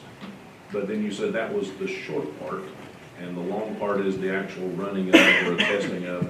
Can you, I've heard 6 weeks, but then I heard 6 months, and I'm gonna make sure where I'm at, because I really don't know what the timeline is, and I don't know how you can do it, but if you can narrow that down for us and tell if there's more than those two things, that'd be great. Sure, it's primarily those two. The other one we actually just completed this week, which was running a final test on security electronics. So we'll be working off a punch list that's generated next week. So that's checking all the camera systems, door operation, intercom, and anything regarding security electronics. So that we don't expect to be any time frame, any extended time frame. The primary driver is going to be the balance of the smoke vac system and the elevator. And I know that when we went on the tour on the jail, there was already a punch list of items going on. Has that been actively repaired as they go and find them, or is that something you wait to the end? And No, we're actively working on those, and as the sheriff department start to use some of the facilities, we're doing some laundry and testing the kitchen, we're discovering some other issues, and we're addressing those as they come up. So hopefully that'll actually give us a little leg ahead when they do have occupancy. We identify and address those and not have to do it when the inmates. So 8 weeks? We feel very comfortable with 8 weeks. And be completely done and out in 8 weeks, hires and we'll start moving inmates. Thank you. Mr. Carr. Thank you, Mr. Chairman. When was this project supposed to be completed again? Could you remind me? We were targeting to finish back in December. December, right. And now it might be done in June, we're hoping.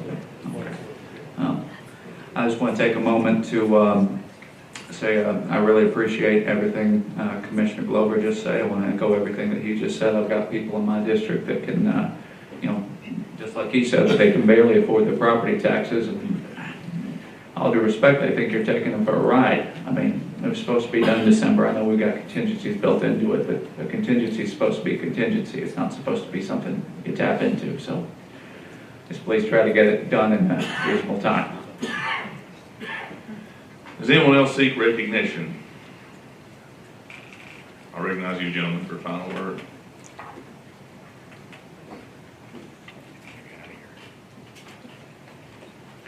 Seeing none, thank you. Sir. Yes, sir. Again, we work today on the problem we have ever since we've been here, and everybody's worked together.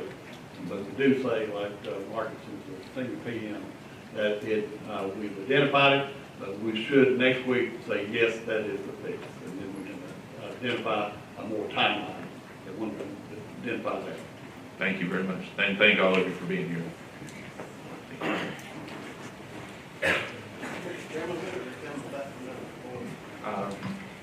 I don't know when they have something scheduled. We can meet, we can get with Mr. Carswell on that by the end of the meeting. That'd be all right.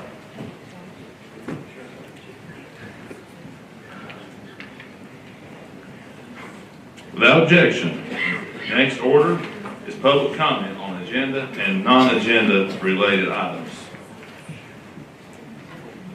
And if you did not get the opportunity to sign our public comment sheet to speak on either an agenda related or non-agenda related items, you have the opportunity to do so now. Anyone at all that wishes to.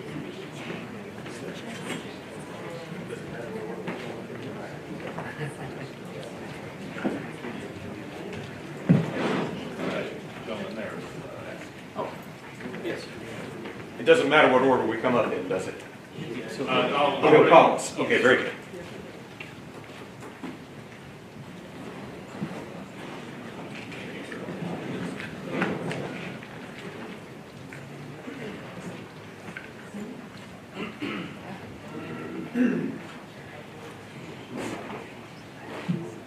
Before we begin, I'm going to read our rules for public comment.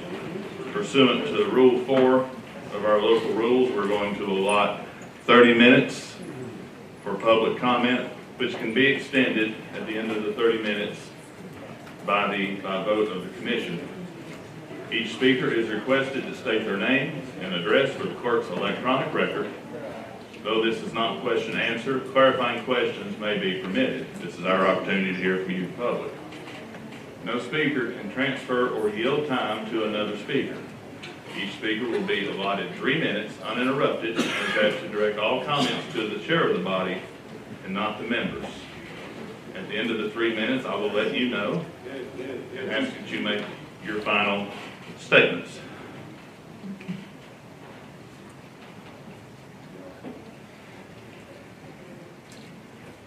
On agenda-related items, Matthew Johnson.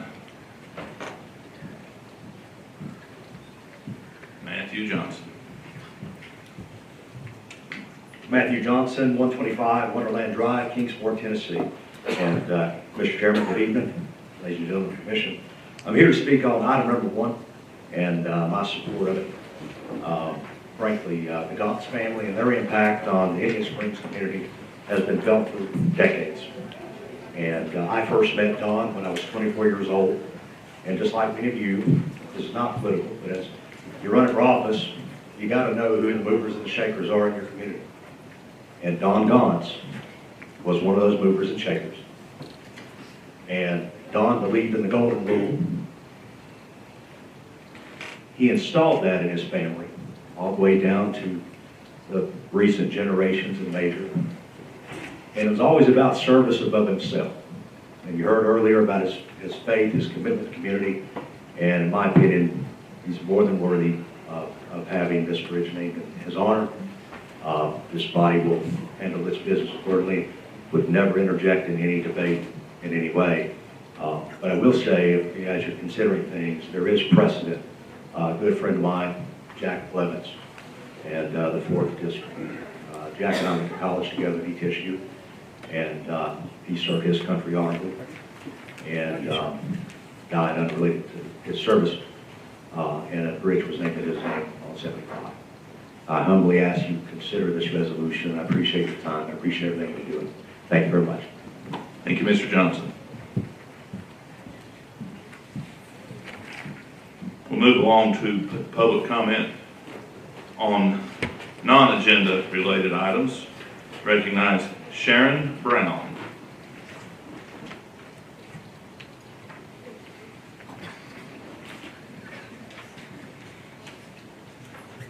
Good evening, I'm Sharon Brown at 1560 Pinola Avenue, Kingsport, Tennessee, 37664. I'm very concerned about what is being done to our country by ICE, an unpopular program devised by Stephen Miller and the Trump administration. Supposedly only the worst of the worst are being detained, but that is a lie.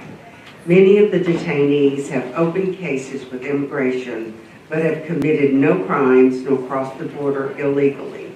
There are 5 pre-approved entries to the U.S. lawful permanent residency, refugee status, temporary employer-sponsored green cards, student visas, and humanitarian parole, which is temporary protective status, otherwise known as claiming asylum. Immigrants with TPS enter the U.S. through legal channels, fleeing their homes due to civil war, violence, persecution, or national disasters. They followed the proper protocol to receive status. Lawful immigrants were attending their regular check-ins with immigration until the Trump administration abruptly ended that process. How fair is it to appear for one's officially scheduled court date only to be unceremoniously seized by ICE at the legal venue? DHS's claim that only criminals are being targeted falls on its face, as detainments and deportations often start with being pulled over by police for something as simple as a broken taillight, and then a detainment occurs based off of reasonable suspicion. Or worse, ICE shows up at the places of employment and arrests people who are working to support their families. I attended the Sullivan County Commission meeting on February 19th and heard citizens give thoughtful, factual, and compassionate reasons as to why we do not want our Sheriff's Department participating in the ICE 287G program for $145,000. This is like making a deal with the devil, and every single commissioner voted to do just that. Pleas from the speakers were unheard and ignored.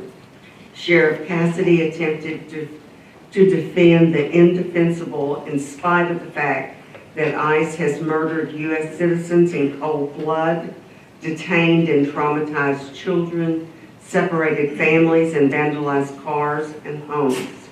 ICE's actions are not only dangerous to our immigrant neighbors and the public as a whole, they further confuse and disrupt an already broken system. As a nation, we should be creating pathways for amnesty and funding more immigration judges, not detaining all immigrants and spending billions on concentration camps and ICE squads in the streets of America. This commission has a role to play in public policy setting and action to make our communities better. Thank you. Thank you, Ms. Brown.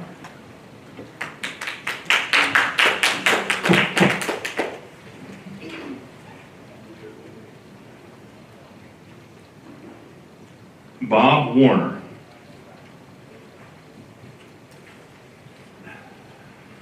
Good evening, Mr. Chairman. Thank you for being here. Bob Warner, 230 Fairhaven Drive in Blountville. My reflections on the February and March commission meetings. First, I'd like to agree with the comments last month in support of the professionalism and the sacrifice that the County Sheriff's Department personnel to keep our communities safe. While one citizen believes that the February meeting was, quote, one of the worst things I've ever seen in this room, unquote, I would suggest that that meeting might have been a message to this body of the social desperation that exists in this nation and in this county. The overcapacity crowd of citizens that were here to provide public comment to their elected officials, most of whom were denied that privilege by theatrics and procedural maneuvering, should have been a clear message to this commission of the frustration with the federal and state political theater, manufactured fear-mongering, and big money influence to ignore the true need for reasonable immigration policy while observing the rule of law, due process, and adherence to the U.S. Constitution. The hypocrisy of a state legislature that being a puppet of Steve Miller's hate agenda is disgusting. Plenty of folks around this area that believe in state rights and local control when it's convenient for them. But they seem to take the money and are being whipped around by big money and the captive federal government. That hypocrisy is laughable. This commission's fear of what the state legislature might do to this county is disappointing. All the public comments in February were thoughtful, well-researched, and passionate. All but two were respectful. Those two commenters were also entitled to their First Amendment rights. It's not what I would have done, but they are entitled to their rights, and they're subject to the consequences of their actions. You were witnessing the frustration and anger of citizens in this area, which has resulted in nearly 200 protests and actions of resistance in this area alone in the last year. This disruption in February, which was baited by Sheriff Cassidy when he broke protocol and turned and lectured the audience, was partially responsible for that outburst. The result was an opportunity moment for the media to turn to that drama and the commission to be justified in not allowing more comments. It was easy for the commissioners to sit there knowing that you already made your decision at the working group session the week prior, and that you could ignore comments because, such as, we're watching your vote tonight, we'll see you in November, because election deadline had passed, and you all know that you're going to be in control for the next 4 years.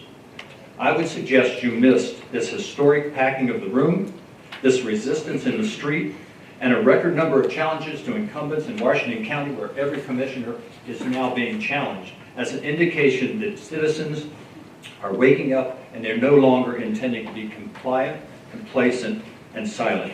You missed the message of the moment in the nation and locally. Thank you for your service as public officials. Expect more public input, those of us that want to move the nation and our communities forward peacefully. Thank you. Thank you. Chuck Pine.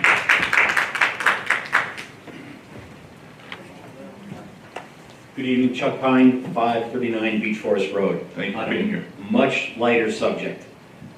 Over the weekend, I had several trees come down along my little street that actually blocked my little street on Beach Forest Road. On Monday morning, I fortunately had a tree company come with a bucket truck to take it down, and unfortunately, that blocked almost the entire street. It was going to have my neighbors run me out of town. I called the highway department, and within an hour, the highway department had guys there with signs to reroute traffic. And I just want to thank the highway department for being so responsive and so on the ball that within a matter of hours, the street was all cleaned up, traffic was fine, and I'm allowed to stay in my neighborhood. So I appreciate the highway department, and that's all I had. Thank you. Thank you.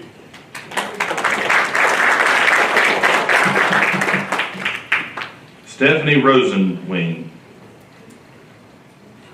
Thank you. Thank you for being here. Thank you. I'm going to read this fast so we get through it. At the last... If you will introduce yourself and your address. Sorry, Stephanie Rosenwing, 308 Mountain View Drive in Bristol. Thank you very much. At the last meeting, the Pearl Clutching County Commissioner Herschel Glover had quite a lot to say about the February meeting. He claimed it was the worst meeting he had ever seen. He addressed some of the name calling during that meeting. Maybe folks that get called names like bigot, fascist, or Nazi should reflect upon their allegiances, beliefs, morality, and behaviors. Just saying. Then Herschel Glover gave 3 examples of crimes committed by immigrants. One in Virginia, one in Pennsylvania, and one in Houston, Texas. None of these crimes were committed here in Tennessee. He then went on to reflect about how he would react if one of his 3 granddaughters were to have a crime committed against them by an immigrant. He said, and I quote, "I'm going to do the same damn thing to the one that done it in return," unquote. He declared on record that he would commit illegal vigilante justice. But what he did not speak about were statistics, crime statistics. Statistically, native-born American citizens are twice as likely to be arrested for violent crimes than undocumented immigrants. Lucas Reed, Brandon Scott Overbay, and Jonathan Michael Price, all 3 are citizens of Sullivan County, Tennessee, have been charged recently with sexual exploitation of minors. Mr. Glover didn't promise vigilante justice for any of those 3 perpetrators. He's not going to do the same damn thing to them in return. Of course, the difference there is the fact that their skin is white. That's my opinion. Ma'am, Let's talk about violence. That's quite an accusation to accuse a member. I'm going to stop your time. I'm going to give it back to you. To accuse a member of being a racist. You have that right, but that was just my opinion. It is. You have that right to voice it, but let's keep it more respectful. And I'll pause your time and I'll bring you back. Okay. Go ahead.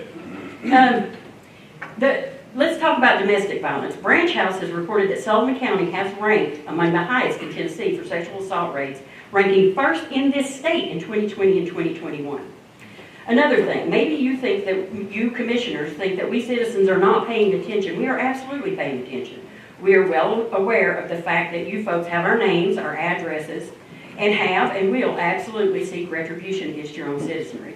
You can call us violent for speaking out against and asking for morality, but calling us violent doesn't make that true. If name calling and speaking truth to power is violence, then know this: peace was never an option. We're going to keep speaking out.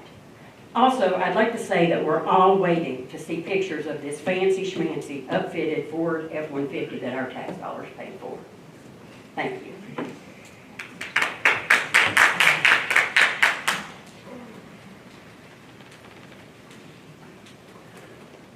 Teresa Jacobs, our county clerk, has signed up for public comment.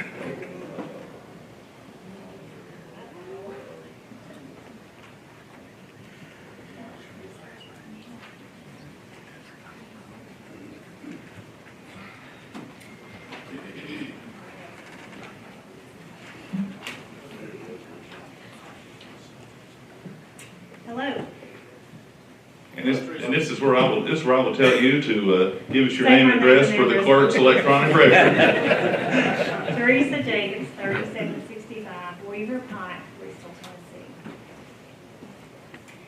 The view's a lot different than here. I wanted to come before you tonight and speak about the organ donation awareness program. And I'm not sure if any of you are aware, but the county clerk's offices do partner with we have the county clerk organ donation awareness program.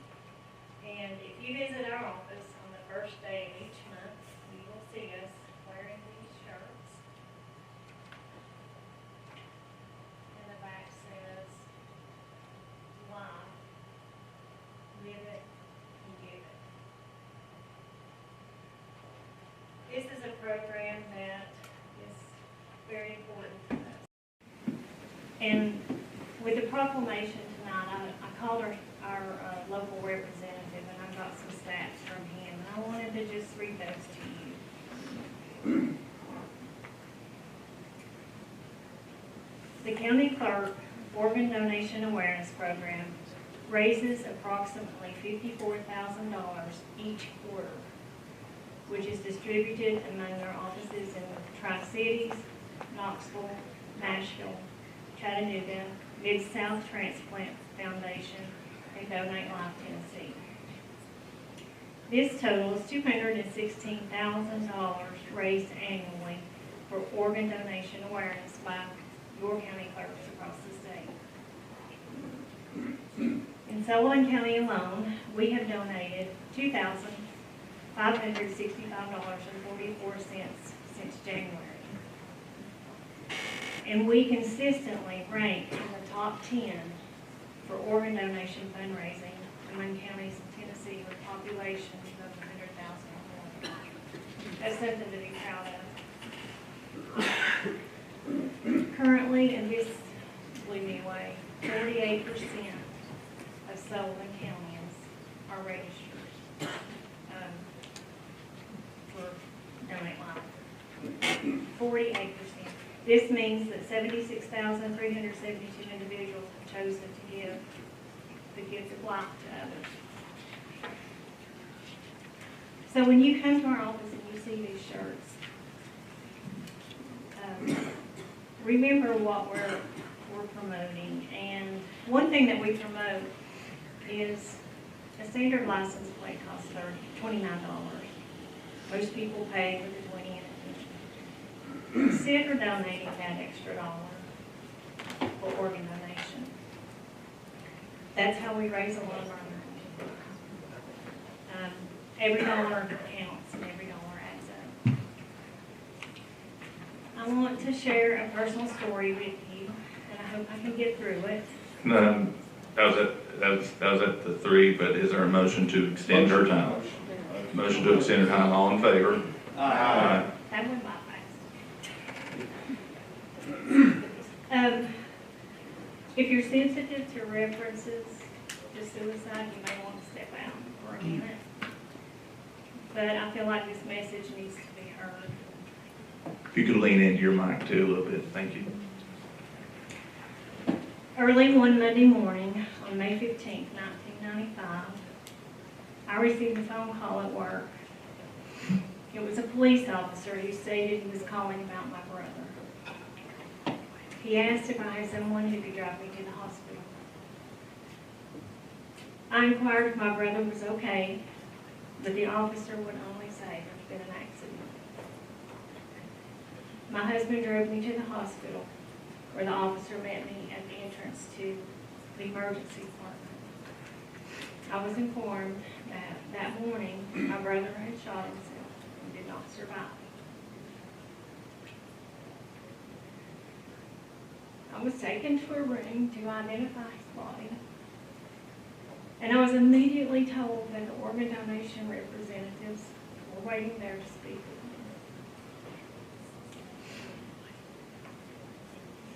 with me. As you can imagine, I was in shock, traumatized, not thinking clearly, and I had to make a quick decision. Since my brother never made his wishes known, I said no. As time passed, I realized that donating his organs would have absolutely been something that he would have been on board with. He was a very giving person with a huge heart. Growing up, we didn't have much, But if he thought a classmate was without food, he would take food from our own home. He once even took my only winter coat to give it to a little girl in his classroom. He did. So I know that if he had considered organ donation, he would have wholeheartedly supported it. If I had to make that decision today, my answer would be an immediate yes. Over the years, I've struggled knowing that I didn't make the right choice that day. But I've given myself grace because of the circumstances I was under at the time. He could have helped 8 individuals by giving them the gift of life after his passing, and he would have done it without hesitation. The reason I share this story is that if you think you want to be an organ donor, please make that decision known by registering at donatelifetn.org or by checking the box when you renew your driver's license. At the very least, please communicate your wishes to your loved ones or a trusted friend. Don't leave that decision for your family to make. I encourage and I urge everybody to think about what they might want to do and then make it known. Either a yes or a no, whatever it is. But just don't leave that decision for your loved ones to make after your time. I appreciate your time. Thank you.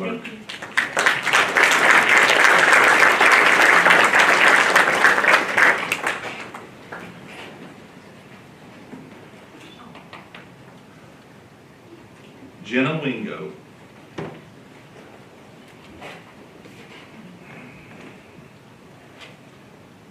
I thought I saw you. Yeah. Thank you. Hi. My name is Jenna Wingo, 245 Palm Springs Road, Kingsport, Tennessee, 37664. I am a member of Tri-City Solidarity Project, an immigration advocacy organization. Our sister agency is AKIN, Allies for Knoxville's Immigrant Neighbors. I have continued concerns with our Sullivan County Sheriff's Department's contract with ICE through the 287G program. As our commissioners, I want you to have factual information from other cities, counties, municipalities across the U.S. who have also signed a 287G contract with ICE. It should be known that the funding, which was approved in February, will not last. The long-term operational, administrative, and legal costs will fall on local Sullivan County taxpayers as long as the 287G contract continues. A report by researchers at the University of North Carolina on the costs and consequences of 287G in that state found that the program's first year of operation in Mecklenburg County cost $5.3 million, and in Alamance County, $4.8 million. More recently, the American Immigration Council reports that Sheriff Ed Gonzalez of Harris County, Texas, has announced he is terminating that county's 287G program and will reallocate the program cost of $675,000 and put it towards other priorities, such as raising the department's clearance rates of major crimes. There are also potential liability risks if civil rights abuses occur in our county due to the 287G contract.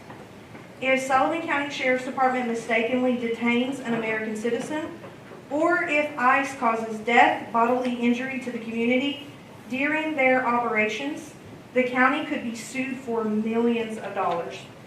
In one case that drew national attention, Nashville-Davidson Metro government ended up paying hundreds of thousands of dollars to settle a civil rights case brought by Juana Villegas, a pregnant woman who was forced to labor in shackles after being arrested for driving without a license. Most observers agree that the sizable settlement in her case played a large role in Sheriff Darren Hall's decision to terminate Nashville's 287G agreement in 2012. Tri-City Solidarity Project has some brochures here with the information you have heard from myself and some of the other members today. I have about 20 of them here, if anyone would like one.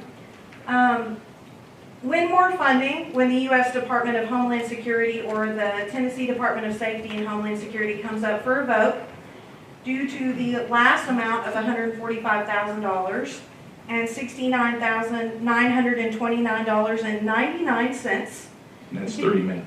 being completely depleted in a short amount of time, I would hope you will utilize this knowledge. Thank you for your service to this county and for listening to my public comment. Thank you for being here. Todd Brown.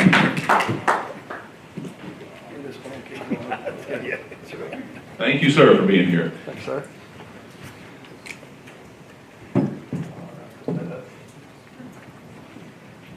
Thank you, Commissioner Gardner. Todd Broughton, 3348 Cardinal Street, Kingsport, Tennessee. Thank y'all for having me. I won't be just a minute. I just had some information I felt like I needed to be on the record in case it becomes material. Good evening, Commissioners. Everyone knows a lot of money is spent in Sullivan County to have fair, honest elections. During these elections, we expect folks to make themselves look their best. What we don't expect and should not tolerate is when people choose to disobey policy and procedure in order to gain a competitive advantage. If these folks are not held accountable, the potential for a fair, honest election is diminished. Structure turns into chaos and public trust is destroyed. It was brought to my attention there was a campaign video where my opponent at the Mary Hughes gym. Obviously, I am disappointed in his behavior as a candidate, but as a taxpayer, it's very upsetting. The video appears to violate multiple school board policies. Upon investigating this video, I discovered there was no use of facilities form submitted. We have notified the publicity violation with the vice chair of the BOE with no response. A complaint was filed regarding this behavior. The district attorney's office said he had no evidence and that I had been denied the facility in turn. I sent an email to the school director, Mr. Carter, to see if my exact words are, I would like to request to use the facilities at Mary Hughes to do a campaign video, which I realize is against school board policy. Can you approve the request? This is the craziness I'm dealing with. This was a procedural act. I know this action must be approved by the board. But right now, before I continue, we all need to keep Mr. Carter and his family in our prayers. He's going through a personal situation right now, and he can use all the support we can give. Anyways, I think he's a great guy, and he's doing the best job he can. But anyway, moving forward, after reviewing some of the social media posts, Mr. Hughes' son have been making claims on his social media page that Mr. Hughes and his attorney have been working with the district attorney to get me off the ballot. Everyone in here knows I'm legally on the ballot or that wouldn't happen. One has to wonder, is this collusion or not? I have done absolutely nothing improper, and while Mr. Hughes seemingly violated multiple BOE policies, I'm happy to explore further legal options. I don't see how this is reasonable or sensible for me to show up at the next BOE meeting on May 13th, a week after the primary, to request to film a political video. We'll move on from there. Those claiming to be putting students first are seemingly using the students and the taxpayers to have county-funded buildings for their personal enjoyment gain. How many elected officials continue to claim they're not a part of the good old boy system? And I challenge anyone to say this is not a textbook example. In Sullivan County, you can become a target.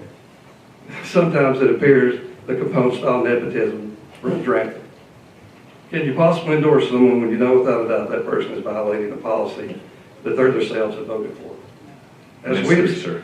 I'm sorry? That's three, but you can make your final statement. Okay, you're good. Children should not have to see this behavior firsthand. Like I say, strong policies and rules and enforcement make honest elections. Thank you all for what you do. Have a good day. Mike Beverly.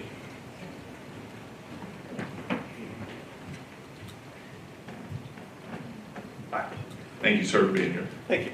Mike Beverly, 137 Lamaview Drive, Kingsport, Tennessee.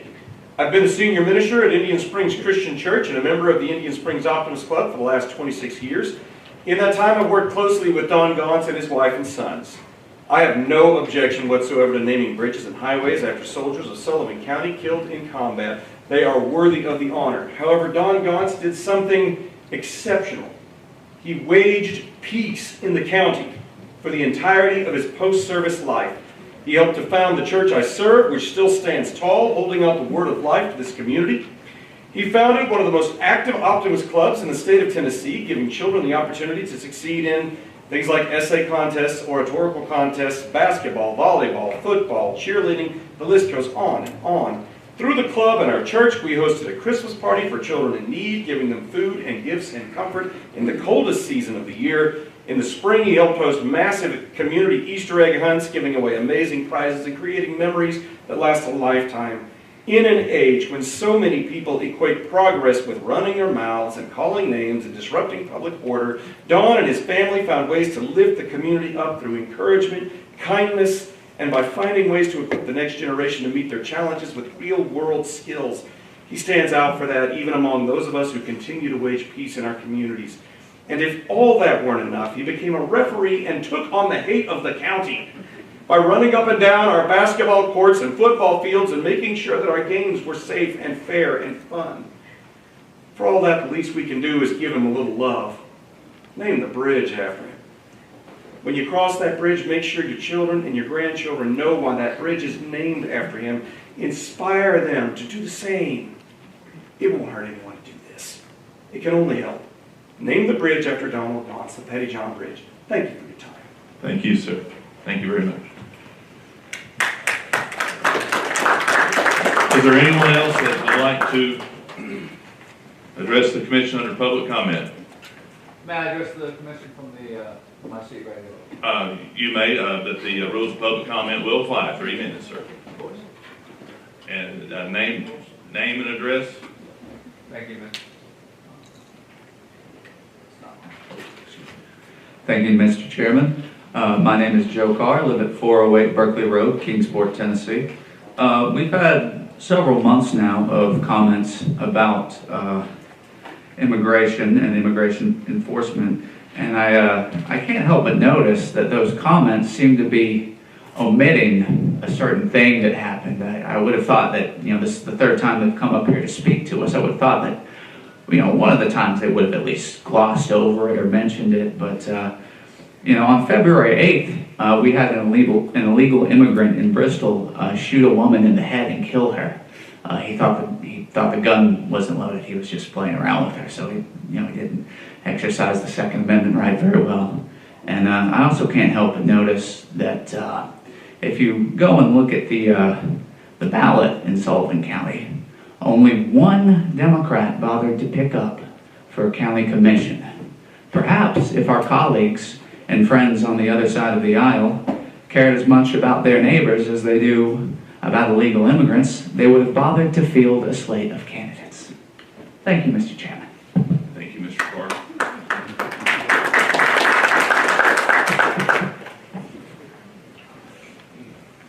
If there's no one else that seeks recognition, without objection, the public comment portion of the agenda is closed. Next order is approval of the consent calendar. On the consent calendar, we currently have items 3, 4, 5, 6, 7, and 8. Recognize Commissioner Ward on amending one of the items. Thank you, Mr. Chairman. I'd like to make an amendment on number 8, item 8. Actually, it's not an amendment. It's excuse me, I misspoke. It's a correction. Correction. That's my fault. The amount is wrong. The original amount was $2,385.13. It should be $16,653.13. That is CTE equipment. When CTE equipment is sold, it has to be back into the fund to buy more CTE equipment. It's a federal grant. Just want to make that correction. Any objection to that? Any objection to the consent calendar as presented? Entertain a motion motion for passage? Motion to adopt by Commissioner Crawford, second by Commissioner Akert. Any further discussion on the consent calendar? Without objection, when the board opens, please cast your vote on the consent calendar requiring unanimous consent.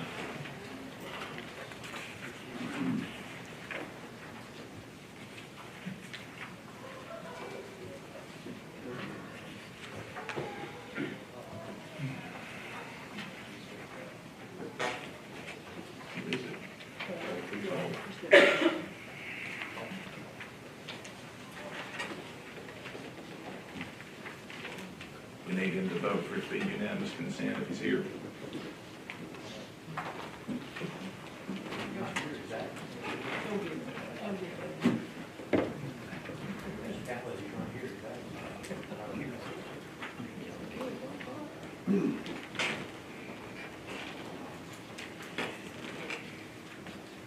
Everybody yell at him when he comes in.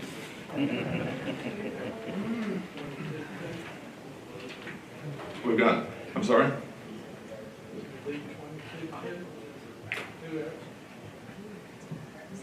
Well, he's on record for being here, so I don't want to muddy that.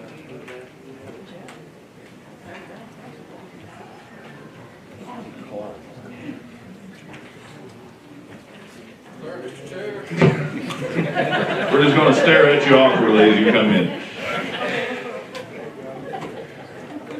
Has every member voted? Does any member wish to change their vote? Madam Clerk. 23 yes, 1 absent. Having received the necessary majority of the votes cast, the consent calendar is approved. Next order, recognize Commissioner Means under old business, item number 1.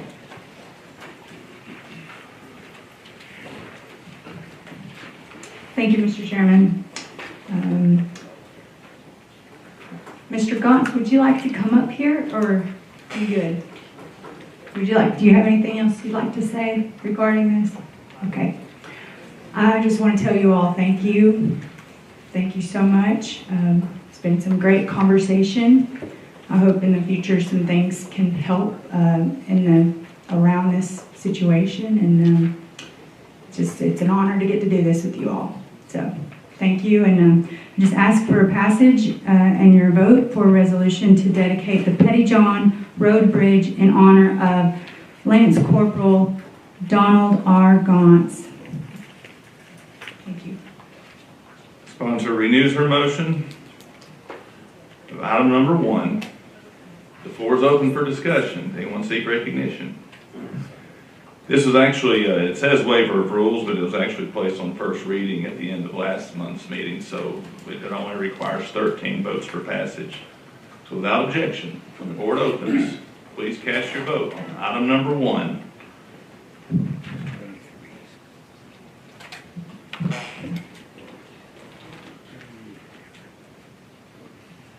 Has every member voted? Does any member wish to change their vote? Madam Clerk. 22 yes, 1 no, 1 absent. Having received the necessary majority of the votes cast, item number 1 is adopted. Before I move on to new business, Commissioner Ireson, we actually made we had our zoning text. Oh, excuse me. Was you seeking recognition? Yes, Mr. Chairman, if we could, I'd like to make a motion to move item 10 up. If we could, please. I've got several members from the community that are here that have been patiently waiting. Oh, I'll do that right after this, because when we get on new business, I'll do that. We had an amendment last week from our zoning text to amend the item. You have all the information there, so I'm going to recognize you for that. Thank you, Chairman. Last week, we talked about having the 4-month moratorium on the data mining centers. So tonight, if we can actually amend that resolution. The resolution was 2025-11-07. Section 1 is the only thing that'll have to change. In that section, we had 4 with parentheses 4, then months. I think we need to change that to 1 year, just to give us room and time. They say it's only gonna be another month, but I don't want us to get caught up in that thing. So my motion will be to make the amendment to change the 4 months to the 1 year for the data mining to allow our zoning department to finish their work.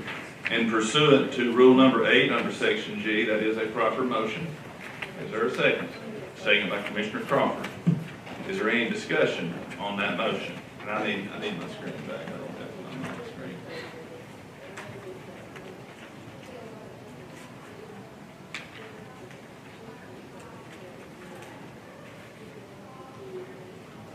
I have the old screen open. Yeah, motion by Iverson, second by Crawford. There we go. Does anyone seek recognition on that motion? And it does. Oh. Commissioner Harvey. Thank you. Is there any way we can put something in there to say that if something, an opportunity comes up, that we can make an exception to the year and shorten it? I'm just concerned about that. Yeah, just like we made the motion now to extend it, we can make another motion to reset it or repeal it. It'll only take that. Well, I mean, this is the main, and I'm pretty sure the body just has to go back and look at it because they didn't check that part. But I think it basically says until the policy's rewritten, so. But yes, we can change it. I mean, if we're making the policy, we can change the policy back. So if we're extending it to 1 year, we can actually reduce it at the vote of the commission. Okay, thank you. Thank you, Commissioner Harvey. Is that ready for vote? While she's getting that ready, does anyone else seek recognition? Commissioner King. By moving this out, what's going to change? It's going to allow what we asked at last week for Luke to come back and tell us about it and give us the stuff. This freezes it where it doesn't allow the data centers to come until we're ready to have our procedures in place for the data centers. If we don't do this tonight, then it's going to, zoning will go away and it'll open up and they can come in tomorrow, or I think it's the 17th, but they can come in and then they can put the applications in and then we can't reverse it. So this basically protects us from the data mining centers for a year from the date that it was passed to allow our zoning department to get all the zoning stuff in order and bring it back to us like we asked them last week to do. You think it's going to take a year for them to do? No, I do not. And no, I don't. But at the same time, I don't want to make it 5 months and then do it 6 months and then do it 7 months. This is plenty of time. I mean, if you want to make it 8 months, we can. It doesn't matter to me. Well, we can always change it. Yes, we can. But it's like, I felt like we might as well do it once and be done versus making it a 2 month and a 2 month and a 2 month. So, I mean, I'm open to amendments. I just want to extend it so it doesn't open up the zoning issue tomorrow. And this is pursuant to the request that was made last week, yes. I'm good. When we get our get our board ready, we will, without objection, we will vote. And since, in pursuant to the rule, this was properly notified a week ago at our work session. Only requires 13 votes for passage. Necessary, just simple majority of the sitting body. So without objection, when the board opens, cast your vote on, what item number was that, the original? The original resolution was 2025-11-07. That's relevant.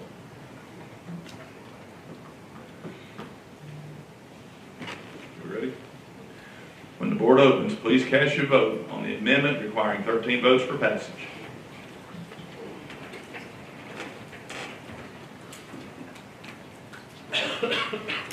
Has every member voted? Does any member wish to change their vote? Madam Clerk. 23 yes, 1 absent. Thank you, Madam Clerk. Having received the necessary majority of the votes cast, the amendment is adopted. Without objection, we'll move on to new business. Commissioner McMurray made made recommendation for item number 10 be rolled to the front of the calendar. Is there any objection to item number 10 being rolled to the front of the calendar? Seeing none, recognize Commissioner Murray on item number 10. Thank you, Mr. Chairman. Item number 10 is a resolution just honoring a pillar of our community. And this is John McClellan. And I was just sitting here thinking about Judge John McClellan. He actually swore me in. I have a picture of him standing right over there underneath our county seal with my family. I actually got a lot of this from his obituary. And a lot of this was actually pretty shocking to me. And I didn't know I could be more impressed with the guy. He actually served 30 years on the bench, 10 years as our county attorney. He was on the Board of Governors. He was on the American Trial Lawyers Association. This gentleman has really been a pillar of our community, even going back to his father. And so what we're asking for is to name the courthouse that's being built in Kingsport, just naming it after the Honorable John Sidney McClellan III. We've got Judge Rose here and Judge Vance, and we actually have, I haven't seen her in a long time, this is Jill, that's his secretary for how long? 45 years was his secretary. I've attached to this resolution a couple of pictures of how it's going to diagram out that Judge Rose provided to me. And so this is how it's going to look, and right underneath you can see the Honorable John S. McClellan III. Now I'd be remiss if I did say this. Commissioner Locke actually spent a lot of time on this as well. I understand he's met with the city several times, and he actually worked out a lot of the finer details with this. It came to me very last minute at the Kingsport Bar Association. I'm asking for to suspend the rules tonight because we need to get it to the VMA by Tuesday. All right, if we get a resolution, we'd like to send it down to Kingsport just so that they can approve it. Okay, to be clear, are you asking to suspend the rules or are you asking for waiver of rules? Well, waiver of rules. Thank you. It's about as broad as it is tall, but it is a different procedure. Any way we can get it passed. You've heard the explanation on item number 10. The floor is open for discussion. Recognize Commissioner Calton on item number 10. Commissioner Murray, I would like to be a co-sponsor. Absolutely, absolutely. Yeah, if we can add everyone voting in the affirmative as a co-sponsor to this resolution. Thank you. Cut yours off. That's what I was going to. Commissioner Ward. It's good to see that we're honoring pillars of our community tonight. I've talked to every judge, almost every judge, and everyone's in favor of this. I can't think of any more deserving individual than Judge McClellan for that building to be named after. I think it'd be great for the county, it'd be awesome for Kingsport City. That man's done a lot of work for this area. So I would ask everybody to vote in affirmative for this. Commissioner Akers. Thank you, Chairman. As Commissioner McMurray said, he was said his oath of office with Judge McClellan right over there. I think most of us probably did, you know. So, all right, Doug and Kurt, I don't know who's going to step up to the plate for the next one, you know, and have to start, you know, swearing in all the next group of commissioners. But obviously, Judge McClellan cared a lot about Sullivan County and the commission and everything he did. So, no, this is exciting. Thank you. Anyone else seek recognition? Without objection, when the board opens, please cast your vote on item number 10, requiring 16 votes per passage under waiver of rules.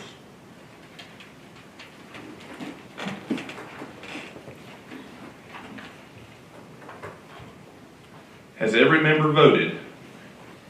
Does any member wish to change their vote? Madam Clerk. 20 23 yes, 1 absent. Thank you, Madam Clerk. Having received the necessary majority of the votes cast, item number 10 is adopted. Without objection, back on our regular calendar, recognize Commissioner Stidham on item number 2. Just first reading on this, Mr. Chairman. Thank you. Sponsor moves first reading on item number 2. Without objection, recognize Commissioner Vanover on item number 9.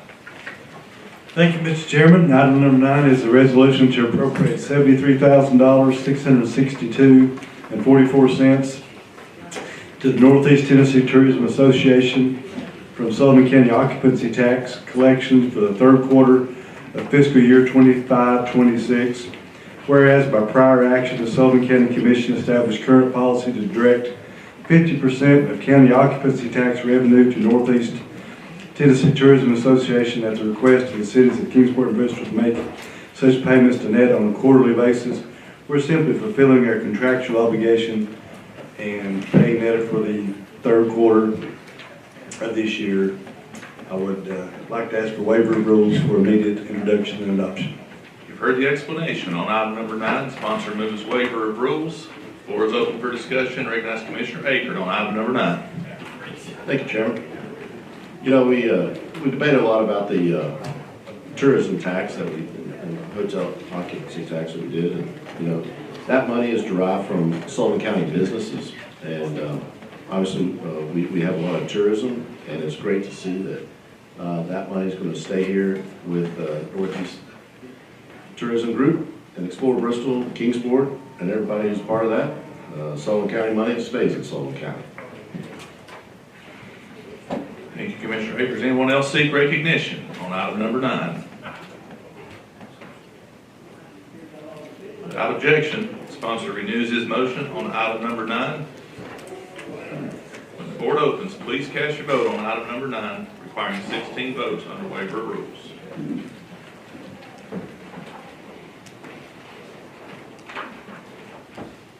Has every member voted? Does any member wish to change their vote? Madam Clerk. 23 yes, 1 absent. Having received the necessary majority of the votes cast, item number 9 is adopted. That brings us to the end of our resolution calendar. Our next order is announcements. Recognize Commissioner Jones, then Commissioner Stidham. I don't know if it's as much of an announcement, a comment. I'd like to echo Commissioner Glover. I didn't really realize when we did this committee, and I appreciate the work that the purchasing and did in that, and all that was involved in it. But I guess I didn't realize we're talking about sending $300,000 to California, and I think we got great people here, and we got with Netta, and that just kind of gets in my craw to send $300,000 to California. I'm sorry. I appreciate all the work that was done, and I look forward to seeing the video, but I don't know if that's something we have to vote on or not. Commissioner Stidham. Commissioner Means, can you make sure that we get the date and time for when they do the naming of the bridge so we can all attend? Thank you. Commissioner Ward. Thank you. Campaign time, we're all spending a lot of money to get reelected, get elected. I'm not going to say we're wasting money, but we are. So I challenge everybody in this room right now. There's a couple of local motorcycle clubs or law enforcement clubs that are doing a charity ride for the Children's Advocacy Center here in Sullivan County. They're looking for sponsorships. They're $250 a piece. The first person that stepped up overheard my conversation was Sheriff Cassidy. I was the second. So I challenge every person in this room to be a $250 sponsor for this charity ride. Every dime will go to the Children's Advocacy Center. Okay? I think everybody can spare it. So come see me with a check. and the logo that you want on there before you leave this room. Okay? Can I get a yes from everybody? There we go. Commissioner Harvey. Thank you. I'd just like to request, Commissioner Stidham, when the presentation on Pet Works, could you make sure that we have an understanding of the background on the money that was agreed to when that facility was built and what the ongoing agreement was? Because we need some background on this because I know there's a lot of us that weren't here. I don't care who you rely on, we just need to have it transparent and available before we vote on this, so I appreciate that. Mr. Crosswhite. Yes, thank you, Chairman. I failed to mention, we just got these hot off the press. When Knoxville did the original 250 anniversary poster, they left Rockville off that. So Sullivan County with Jeff Brandon, we designed our and you all each have the best. But anybody out in the audience that would like one of these, please, I will lay them out, and please take them, because this is for our Sullivan County. Thank you. Thank you. Commissioner Glover. Thank you, Mr. Chair. Just to let you know, I did talk to Commissioner Ward then just a minute ago. Commissioner King and I, since we're not tall enough to hold a motorcycle up, we will be riding in a sidecar with Commissioner Ward on this trip. He's promised refreshments for us, and y'all need to ask about that too. Motion to adjourn. We have a motion to adjourn. All in favor? Thank you all. Yep. We had to go straight out there.